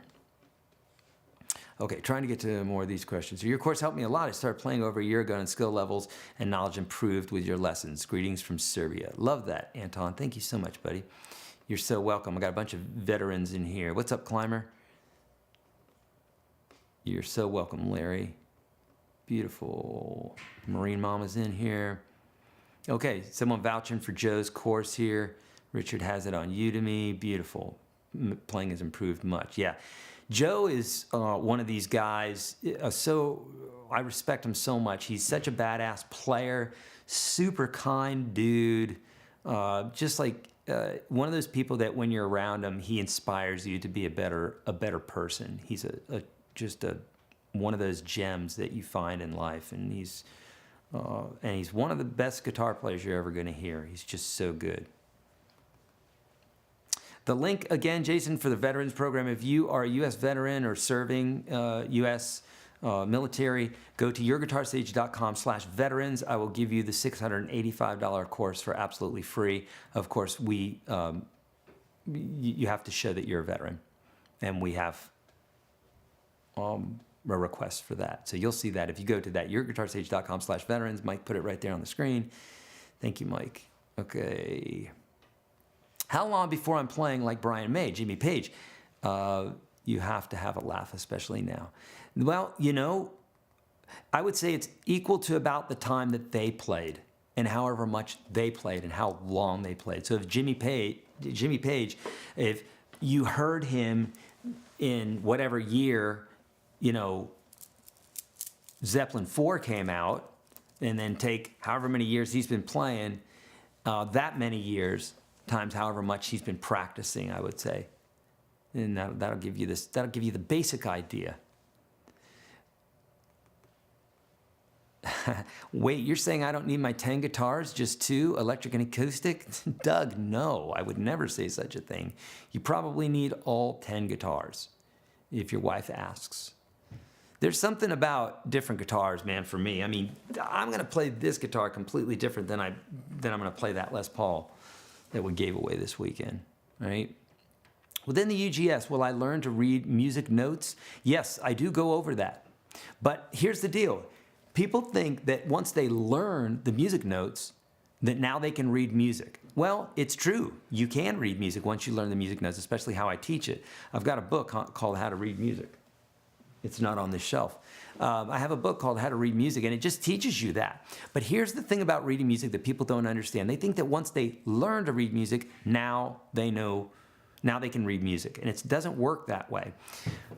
When a child learns to read, they learn to create those syllables, to create those syllables with their mouth, and then they find associations to those syllables in the words, etc. And that's how they learn to read. But you know, there's no 5-year-old that you're like, dude, you learned the word the yesterday. Why are you tripping over it? It's like, it takes time for them to create cadence and to start seeing it ahead of time and doing it smoothly, right? So same thing with reading music. I had a girlfriend, that's all she did. She was a pit musician for the Nashville Symphony, violin player. And she was a total badass at reading music. But then she couldn't improvise. She couldn't create stuff on the fly. Because that's not what she's used to doing. So whatever it is that you do is what you get good at. So if you're used to reading music all the time, you're going to get good at that. If you're used to improvising like most Nashville players are not good readers because they don't need to be, because they're using their ear and they're going to wherever it is they want to go. And the gig that they show up for usually doesn't require them to read music. If you were in New York and doing some jazz stuff, they might have some, some bits like that where you need to read the music. But if you practice it, you're going to get better at it. And the more you practice it, the faster and the better you're going to be at it. It has this much to do with learning it, and it has this much to do with practicing it. Speaking of strings, what string gauge do you recommend? Doug, the one that works best for you. If you're a new player, I would say 8s or 9s because they bend easier, they feel easier on your fingers, and why do a bunch of work if you don't need to? There's this thing where people think that the thicker the string, the better the tone, and it's just ego. It's not true. There's been folks who have done videos on it. In fact, I forget the guy's name. Did one. I forget the guy's name. Anyhow, and they played through all these different strings, and the thinner ones even had more definition. Okay, so but Stevie Ray Vaughan played 13s. He also played a half step down. He also played the guitar nonstop from the day he was born to the day he died. So his hands were strong. Okay, so if you want to do that, great, but that's not going to make you sound like Stevie. Stevie did what was best for Stevie. Do the best thing for you because you're individual, and the sooner you realize that, and the sooner you develop your own voice and say, this is me, man, this is what I do. The world doesn't need another Stevie. Stevie was great. We got Stevie. We got all the stuff. We can go back and listen to Stevie,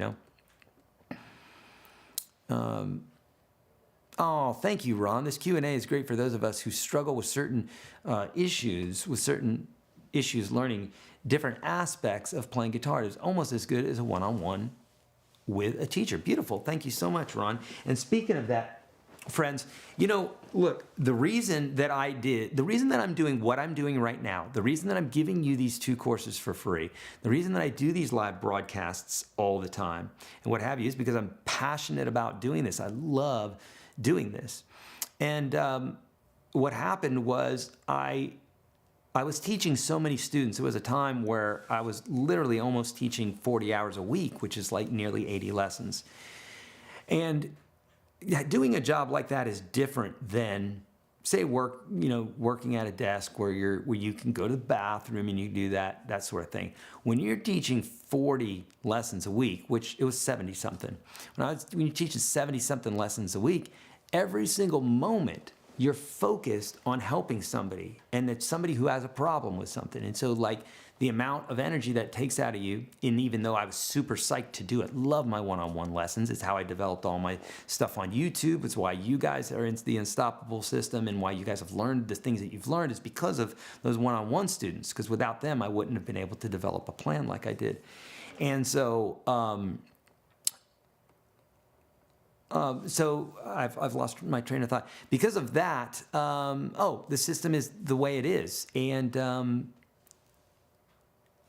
it literally is just going to guide you step by step through that process, okay? I lost my train of thought and I was going somewhere with it. I know what it was. So the system was built, right? So you could do this stuff on your own as much as possible. You also have access to me via email, and folks do it. I literally can press one button on my phone and I'm seeing comments from you guys inside my system. So I walk out of the room, I'm answering you, literally. Okay, so getting to all your questions within the program, but then also, we do live broadcasts. So next week, I think on Wednesday it is, we got 3 live broadcasts that we're going to be doing. Yeah? Tuesday, thanks, Mike. Next Tuesday, a week from tomorrow, we're going to be doing 3 live broadcasts throughout the day, so that where it's like this, except there's not hundreds of people, it's a much smaller group. You can be on the camera, it's Zoom style, so you can just type the message, or you can be live, and we can work together, because I created this system because I wanted to create it in an affordable way, because right now, if you wanted a one-on-one lesson with me, it'd be $300. So you could have the course for $685, or actually for less than 2 lessons now, you could get it today for like a lot less, $463, which is like an hour and a half with me. So I wanted to create a system that people would walk people step by step, but then they had the email support, but then now they also have the live support, okay? And so because of that, because I love my one-on-one students so much and loved doing that, and really deliberated, and that was a struggle to actually say, I'm not going to teach one-on-one anymore. There was a day where I had to do that. What I did is I started with students who I didn't feel were at the top. They weren't practicing they weren't as dedicated as my other students were, so I got rid of them first. Said, guys, I got to do this. I'm running out of time. And then eventually, even my best students, I had to go, I gotta wean you. We got to go. You got to get out of the nest. So I'd hook them up with my course and still keep in contact with them and what have you. There's nothing that I teach in my courses that I couldn't, or there's nothing that I could teach you one-on-one that I don't have, that I'm not teaching you in the courses, okay? Maybe some high-level stuff, but for the most part, there's 1,000 videos in that system. Once you get through that, if you still need me to do one-on-one, we'll do one-on-one. But okay, but I love teaching one-on-one, and I really, like I said, I miss that so much, and really deliberated on walking away from that. So yeah, Billy Gibbons does use 7s from what I understand. Isn't that cool? And he's an all right guitar player. Like, he's all right. So you're okay on 7s. If Billy Gibbons, who's one of the baddest ass players ever, can play 7s, you're going to be okay too. Someone's saying, is the complete guitar system the same as on Udemy? Is the Unstoppable? No, it's not. It's about 1/3 of the course, way less than 1/3 of the course. Whereas the complete guitar system on Udemy, which is the #1 guitar lesson course on the internet, from my understanding, size and the amount of people that are in it, I forgot how many we have now, but it's like well over 200,000 people in this course. It's like 300 something lessons, I believe. The Unstoppable Guitar System is 1,000 lessons, over 1,000 lessons, 600 jam tracks, 3 dedicated live lessons with just the Unstoppable folks, right? So what we call the crew. Email support for me every day. A slew of other things. That's the difference between the two. So it's definitely different. Mike Beato, thank you, Lisa. Mike Beato did the. Mike Beato is a great YouTuber. What am I saying? You're saying Mike. Mike, I don't know why I said that. I'm moving too quickly here, trying to get through these comments. Rick Beato, he's a great YouTuber, really informative. Check him out. What doesn't work for one person doesn't mean it won't work for someone else. Exactly. Yeah, live at Slim's. Right, and so again, you know me, I didn't diss Rocksmith. I think it works great. I think it works your fingers great. But you could also take a great guitar player and have them play Rocksmith, and now they're like, whoa, Rocksmith did that. When no, that's not what Rocksmith did. Rocksmith got their fingers moving. That's all they did. That's fine. But like somebody who's really playing and improvising and what have you, you need the knowledge of the instrument, not just moving your fingers, okay? Do you offer one-on-one lessons using video or Zoom? I do, but it's $300 an hour. So it's expensive. It's not affordable. It's not worth it, in my opinion, unless you have some issue where you come, ready for bear, and you can use my time for 1 hour on high level stuff, then I would say it is. I've had a few students do that, and when we got done, I was like, they got their money's worth. Like that was they got a lot of energy and they moved forward. But it takes someone coming in and really knowing what it is that they want,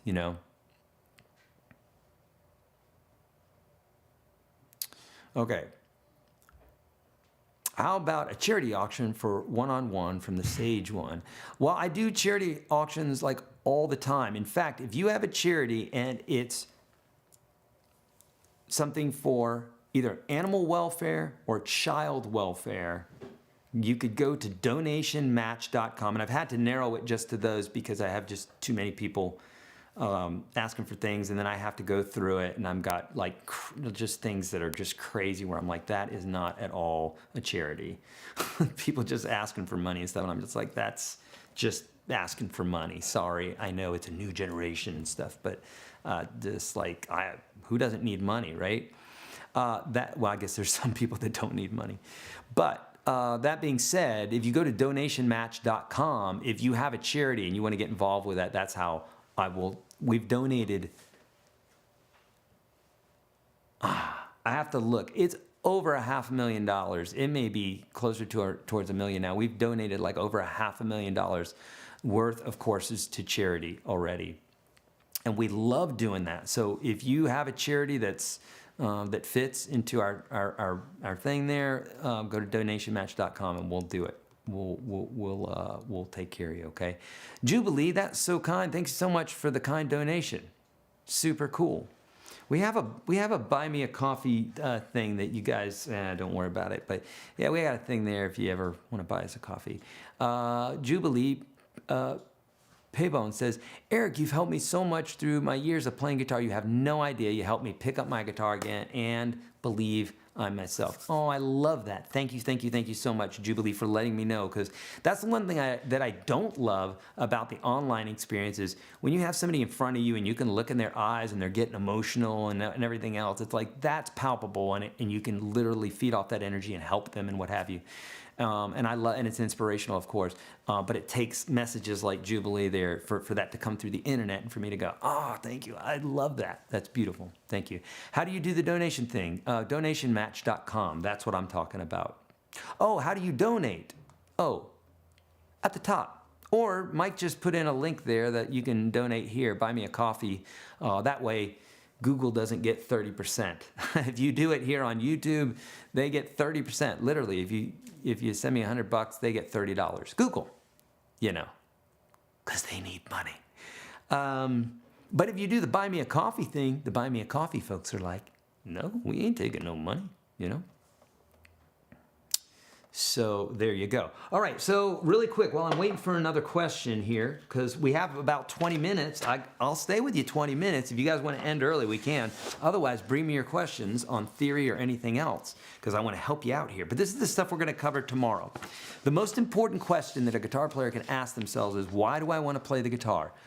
Eric, always with this psychology stuff. Would you just teach us how to play the freaking guitar? Listen, man, this is the stuff that moves the needle the most. Why do you want to play the guitar? Why is this important? Because this one single question will literally get you to focus in on exactly what it is that you should be doing to move the needle forward to play guitar. So if you say, well, I want to be a singer-songwriter. Okay, if you're a singer-songwriter, you don't ever need to look at the modes. You don't ever need to, there's tons of stuff that you'll never need to ever open that lesson up. Okay, but if you take that same amount of energy, that same amount of focus, and focus over here on the lyric writing and on the melody development and how to play on stage and stuff like that, now you're going to be a better version of you as that singer-songwriter. And then you got this guy over here who's like, well, I just want to play blues guitar. Or look, Rich earlier, right? He said, I want to play fingerstyle guitar. That's all he wanted to do. So you got this blues guitar player over here, and the only thing he wants to do is play blues.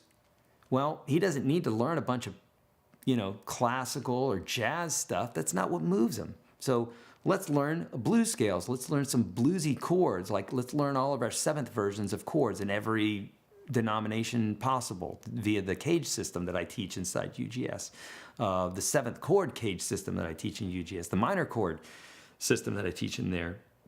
The minor seventh chord version that I teach in there, right? So you're gonna know what it is that you need to do so that we're going back to, I want to be this great blues guitar player. Well, if you want to be that, you've got that motivation. Now you find out the pieces that you need to do to be, right? But we start off by being. So I am a blues guitar player. I'm going to learn the blues scale. So it gives you a path, right? So that's really important, why to play guitar.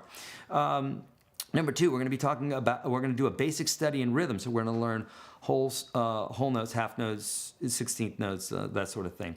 We're going to do strumming approaches, like how to strum, exactly. A word about guitar picks, why thin, why thick, what would be best for you, etc. Why you would use one over the other, how the wrong pick can flub you, can make things difficult for you. How to develop ninja-like chord technique. Okay, we're going to go over that. We're going to talk about the curled knuckle technique. I'm going to show you the 9 essential chords. If you know these 9 chords, you can literally play tens of thousands, hundreds of thousands of songs. If there are millions of songs out there, which I know there are, you can literally play millions of songs because of these 9 chords and knowing how to use your capo. I'm going to show you that trick. Okay, I'm going to show you all about capos and how to transpose using this sweet little guy right here. Chord transitions, the inventory trick. I'm going to show you about that.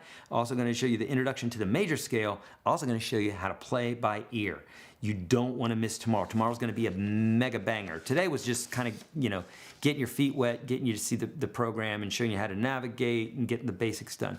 If you walk with me all 5 days here, you're going to come out with a ton of great stuff, and I'm literally giving you the courses so you can do it. Click on the description. There's a link in there that will give you access to 2 courses that I gave away this weekend, the Unstoppable Guitar System Standard, and then how to play chord scales, licks all the way up the neck. Nearly 40 videos with PDFs, with email support from me. I'm giving that to you for free, not for $1, for free, but you have to go to that link and go scroll down to get it started, okay? Cool. Brock wants to rock. I love that. I do too, bro. Ooh, Ken likes the psychology stuff. He loves the psychology stuff. Beautiful. Oh, Analog Kid, thanks for reminding me. Friends, if you would right now, if you like what you're seeing, please hit the like button. Would be the kindest thing that you can do. Just hit that like button, because what that does is, I don't know what it does. No one really knows what it does. It doesn't do anything. It makes us feel like we're doing something, right?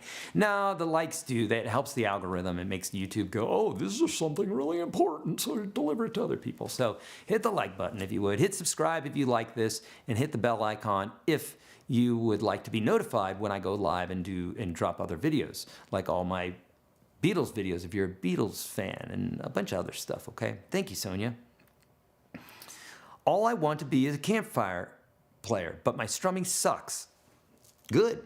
Join me tomorrow, Joe Dell, because I'm going to walk you through it. We're going to get it. We're also going to be talking about campfire guitar players on Thursday and Friday, okay? So we're going to talk about that what you need to practice. So no sad face, this face, okay? Because that's hope. That's because that means I'm going to get you there. We got to do a few things, but Happy face. Change that to a happy face.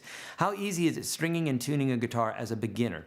Well, stringing the guitar is more difficult than tuning, but I talk about both of those inside the program. The tuning is something that I show you inside the free program I'm giving to you today, Atiba. So download that. That's for free. Click that first link and I'll show you how to tune the guitar. Stringing the guitar is a little bit more difficult. I have videos for that on YouTube. Search YourGuitarSage string or restringing or I'll guide you there, okay? And then I have a more developed version inside the Unstoppable Guitar System.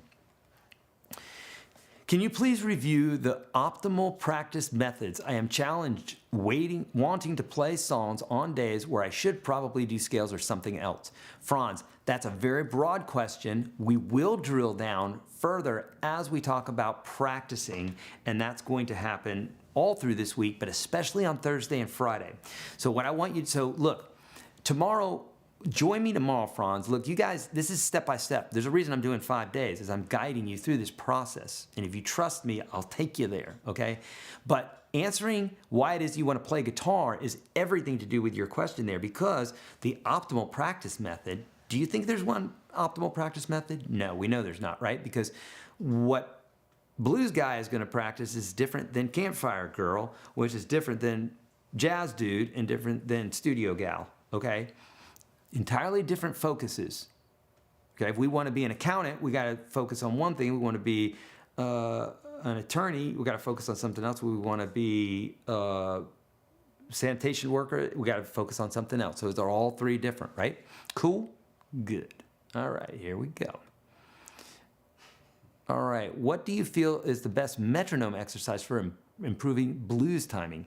So really, we're just practicing timing, right? There's not blues timing. But if you like blues, why don't you practice blues stuff to your metronome? So what is it that you're having a problem with, right? If you're practicing scales, if you love the blues, why don't you pull up the Time Trainer by my buddy Justin Sanderco. It's my favorite. It's my favorite app for. Where's my pick? It's my favorite metronome. I love it. I was literally developing the same thing, and then he came out with it.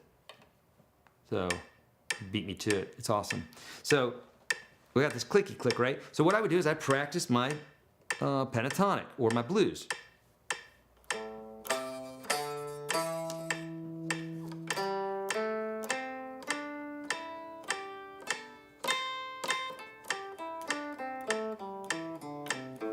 So practice your scales. I have a whole series inside. Look, even if you guys take advantage of me and get into the Unstoppable Guitar System, the entire one for $1 and just try it out with all intentions of not getting it whatsoever, do it. I want to help you play guitar, okay? Don't feel bad about it. Get on in there and try it. And I have a whole series on the metronome, right? So with this metronome series, I'm going to guide you in a way that you can take whatever. It doesn't matter, blues, classical, it doesn't matter what you do, but you would use the methods that I teach you in there to get your timing down, okay? But you definitely want to be working with the metronome, but I have ways to make it more challenging as you start getting better with it. And this Time Trainer app also has some really cool things built into it that will help you, like dropping beats, dropping measures, some stuff that makes you really have to listen, you know what I mean? Can you demonstrate drop D tuning? Yeah, so drop D tuning gives you this sound where you take the E string and you drop it to a D. So I play the D string, and now, you know.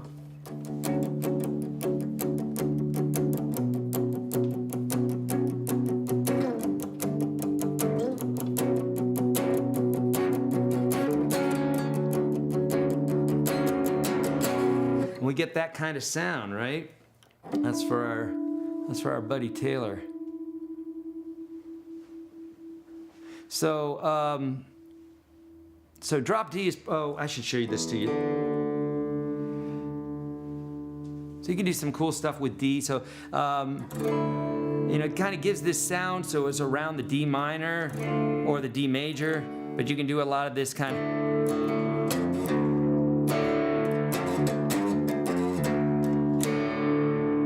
And you can really take advantage of a couple little nuances that the guitar, not nuances, but a little tricks that you can do with the guitar because that string is tuned down to a D. So I have a video on it with a little bit more, and in fact, I think I have a drop D tuning inside of the Unstoppable Guitar System that'll show you some tricks and what have you. So I'm telling you, anything you guys are asking, it's in there in detail inside of UGS. So either get in there for free, or at least try the 30-day, right, for $1, or just take advantage of the whole enchilada that we have today, right? Okay, all the deals is what I'm saying to you, okay? All right, we got 10 minutes. We're doing good. I've done the dexterity exercise from UGS Pro. Do you ever warm up your hands or anything for the cold winter nights? I'm in New York City, so maybe it's not that cold in Nashville. Well, it's not that cold in Nashville, but yeah, there are times I do that because of whatever. Either I haven't figured it out, maybe it's just my makeup, my DNA, or what I eat, I don't know. But my whole life, my hands and my feet have been cold, right? Cold hands, warm heart. So, right, maybe some circulation issues, I think. I had arthritis pretty bad my 20s, my early 20s, because I was not eating good food. Now I eat good food, and I don't have arthritis anymore. Look at that. More than double the age, and I don't have it anymore. Maybe like 5% or 1 or 2%. I mean, I just rarely, when it gets really, really, really cold out, I can feel my joints, and it does not feel good. It feels like your hand's been slammed in a door. So I know about that. And yes, I've warmed up my hands then for sure, but for the most part, I don't. But I mean, there's times when I have where my hands are so cold where it just doesn't feel good. And then I warm things up, like you said, hold my hands under warm water and that sort of thing. Yay, Papa Scott loves the Beatles videos. Love it. Thanks, man. Yay. Another loves it.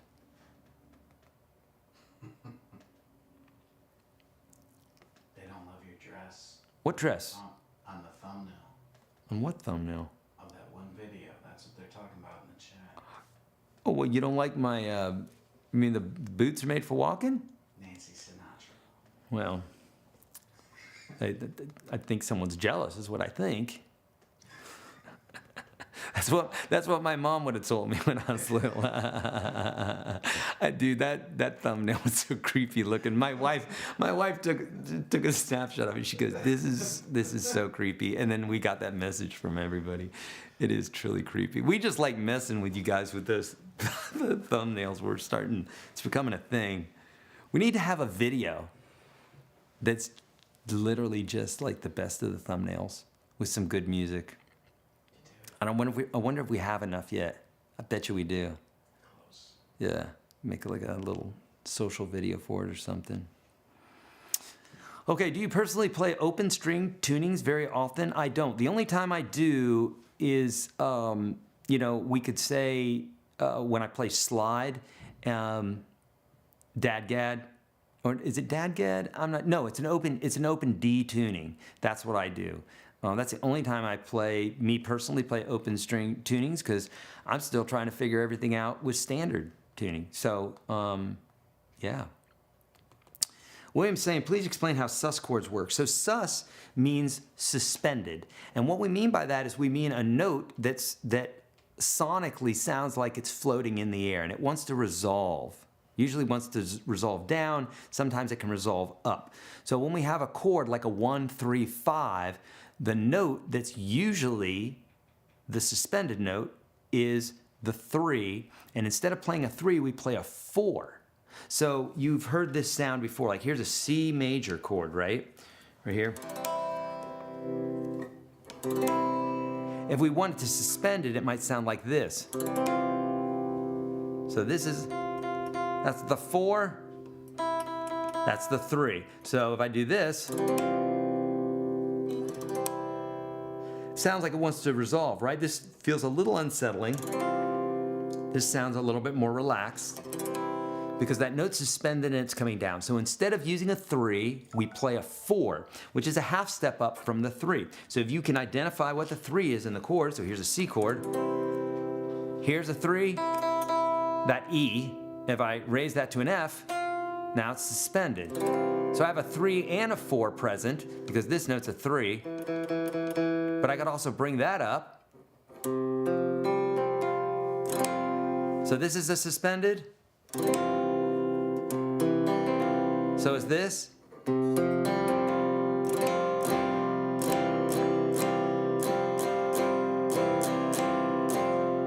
They're both suspended. Or I could just suspend the lower one.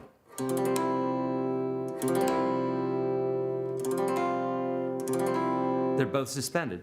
You can hear that they just both created a slightly different sound, but they're both, when we're talking about they're both suspended, they have the ingredients, a 1, a 3, or a 1, a 4, and a 5. Okay, and we could suspend other notes, but that's the one that's usually, that you hear all the time. Let's play a drinking game. Every time Eric says, I have a video for that. Or every time Eric says, my friend. Or every time Eric says, 99%. Or rabbit hole. You guys would be drunk. Okay, Eric and all you ninjas, cold hands, warm heart for sure. Yay. How cool. How you tuned by ear so quickly. Saw a YouTube of B.B. King changing a string while playing. Yeah, so just using your ear, Sonia, right? So if I have a video on this, if you search YourGuitarSage tuning harmonics, I can play the 5th and 7th fret harmonics like that. And I hear that warble.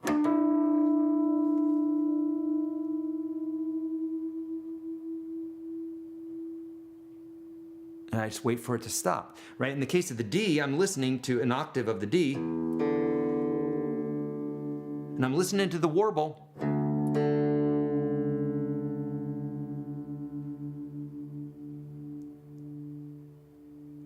You hear that warble? Those are those frequencies kind of oscillating off of each other. And if I wanted to tune it back,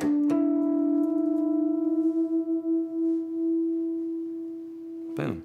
So I do show you guys how to do that in the program. There's a video in the program for that.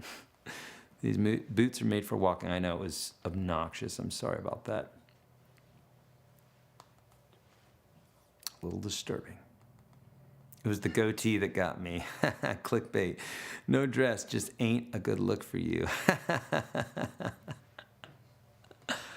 Well, here's a little secret. I didn't actually wear a dress. That was my head put on Nancy Sinatra. I love you guys, but I ain't going that far. I'm not putting a dress on. Not that there's anything wrong with that. Just, it's not for me. And when I mean it's not for me, I just don't own any dresses, okay? I'm looking for Will Smith. Anybody? Someone gonna smack me. Would you? Well, although now that I understand the context, I don't think that might have been a good thing to say. Would love to hear about the diet that helped arthritis. Here's what it was. It was a non-inflammatory diet. So anything that causes inflammation. For me, it was cow's milk. I was drinking cow's milk and eating cow cheese, and that causes inflammation. So does meat. So at that time, I cut out all animal products. And but there's other things, there's grains and stuff that cause inflammation. But if you just cut out inflammation, look, if you search the internet, arthritis, inflammation, Dr. Eric Berg is a great guy to follow. Josh Axe is a great guy to follow. Search like arthritis, inflammation, like if you search on YouTube, arthritis, inflammation, foods. And that'll help a lot. Changed my life. If you look at my hand, I've got 3 deformed fingers. Thumb, middle finger, pinky. They're deformed. And they won't curl back. They won't go straight because they're messed up. The joints are physically deformed because of arthritis. It was bad. It hurt badly. And I was in bands playing, and it was miserable. Terrible. Well, I gotta have my meat. I gotta have my milk. Well, you can. And you can have arthritis too. Or you can take some drug that ruins your liver. but you won't have arthritis, and you'll get your meat. So whatever, you do whatever it is that you want. For me, it bothered me to where I said, I don't want that anymore. And then I learned to live without it, and now I just don't like it anymore. Like the thought of drinking cow's milk freaks me out. Like, that's just me. Nothing against you. Again, Will Smith, they don't want anybody coming up and getting me. But, man, I eat some oat milk, or not, oat milk. Oh, man, that stuff is good. That full-fat oat milk, dang, it's so good. Tastes like milk without the cow taste. So sus chords are ambiguous, not major or minor. Yeah, kind of. Kind of, William, yes. That's what they are. They're kind of ambiguous. Exactly. They're not major or minor. Unless you throw the third in there like I did. I had the third in there and the fourth, right? I had this. Here's the 1, 3, 5, 1, 4. So that has both in it, but you know, technically, most of the time when you play a suspended chord, you're replacing the third with a 4, so that is true. Okay. But, let's see. Yes. And almost, I don't know how many times I've ever used a suspended chord with a minor chord. Could be done, but not really. It's not usually done. It's usually a major chord. Uncle Ted Nuge likes that guitar. Yeah, he's got a, what's it called? What's that thing called? Birdland. Yeah, and because there's not a lot of guys that use that guitar. Would you use drop D on an acoustic? Yeah, you could if you're playing Everlong or something like that, right? Or Black Water by the Doobie Brothers. So that's double drop D. So they drop. In fact, I've got a video on that on YouTube. Black Water by the Doobie Brothers. And you drop the E, both E strings down to the D. So a whole step. That's called double drop D. Ah, nice. Okay. Art wore a Western dress party, wore dress to a Western dress party. It was a can-can dress, like a saloon girl. You had to be there. That's amazing. You had to be there. All right. How do I get past my speed barrier? I can't seem to do 16th notes on scales or licks past 70 BPM. I want to be able to hit 100 BPM.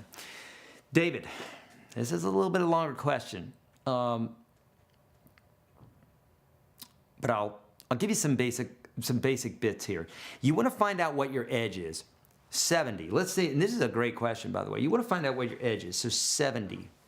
And one way that you can do this is you can set your metronome. Okay, so this is what you want to do. Set your metronome for, say, like 75 or 80. Play half the speed. Okay, so I'm going to give you an example. Let me show you something here. So if I go, you're saying you're at 70. You want to get past 70. So let's say I'm going to pick 75. Okay, and you want to practice, let's say you want to go.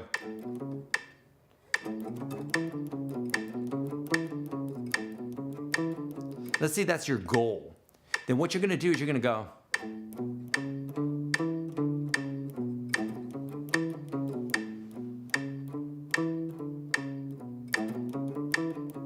The reason that you're doing this is that you're giving yourself a second to think about, okay, we're coming up, and now. And it also has you in this motion. You're also working with the speed of the metronome, so you have that intention going out there. And you can think about it like a football player running through tires. If he has one tire, right, if he's running already, he can kind of time it. If it's 5 tires, that's another thing. That's going to be more challenging because there's more room for error and it compounds. If there's 10 tires, now it's even more so. So what we're doing here is we're not playing a bunch of notes in a row, just full speed. We're waiting, and then we do a burst. And that one works like wonders. That is a fantastic exercise, okay? So that's one way. We can get more into that though as we delve down the road here this week. Okay. Wow, Eric, this is an all-around course: diet, spiritual musings, guitar lessons, comedy. Love it. You good? Thank you, Sonia. Okay, we're gonna be closing shop here, friends. I'm just looking really quick to see if there's any last bits that I can help real quick. Any questions? Okay, no questions. Okay. Beautiful. Gretch Zeppelin would love to get a Brian Setzer signature. Thanks, friend. This is the real deal. This is a 1959 6120. So this is what Brian plays. This is what Brian's always looking for. In fact, when this one, by the way, friends, that's it for the questions. Wait, hold just 1 second here. I'm going to tell you more information. But let me tell you about this guitar really quickly. So I went to Groon Guitar and talked to my buddy Corey, and I said, the second you get in a solid Gretsch 6120, I want you to call me. I said, and if it's a 59, I want you to call me immediately before Brian buys it, because Brian apparently is known for buying all of these 1959 Gretsch guitars. And I said, please call me before Brian gets it, because he's got enough. And he did, and he called me, and I came in immediately. I said, how does it play? He says, it plays like a race car. And I said, I trust you. Put it on hold. Here's my credit card. And I went there and I picked it up right away, brought it home, absolutely fell in love with it. And it's literally one of my favorite. It's one of my favorite guitars. You know, every guitar is different, so it's hard to have a favorite. It's like kids. You like them all for different reasons, okay? So, all that being said, let's talk about tomorrow real quick. The stuff that we're talking about is why do you want to play guitar? I went over all this stuff earlier. Why this is the most important question a guitar player will ask. We're going to do a basic study on rhythm, strumming approaches, a word about guitar picks, developing ninja-like chord technique, the curled knuckle technique, 9 essential chords, all about capos and how to transpose them. Going to reveal all that for you. Chord transitions, inventory trick, introduction to the major scale, and playing by ear. So much of this stuff is available to you today. Click the link that's in the description of this video. Download those 2 videos that I'm giving you. I mean, those 2 courses that I'm giving you. It's nearly 40 videos, and it's literally, look, check this out. The Unstoppable Guitar System Standard is literally the most important videos you will ever watch on guitar. I would bet any amount of money on that.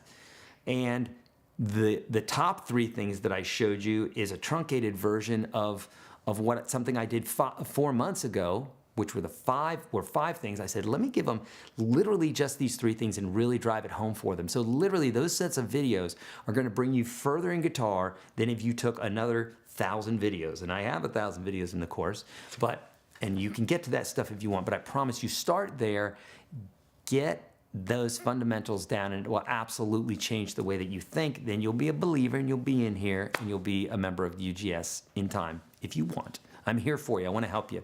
All right, so friends, this is the 5-day Guitar Challenge Boot Camp that we're doing all week from 12 to 2 p.m. every day. I'm going to be here again tomorrow. Love you guys. Thank you so much. Great questions. You guys were awesome. Good energy. And let me know how I can help. And we'll see you tomorrow at noon. Bye.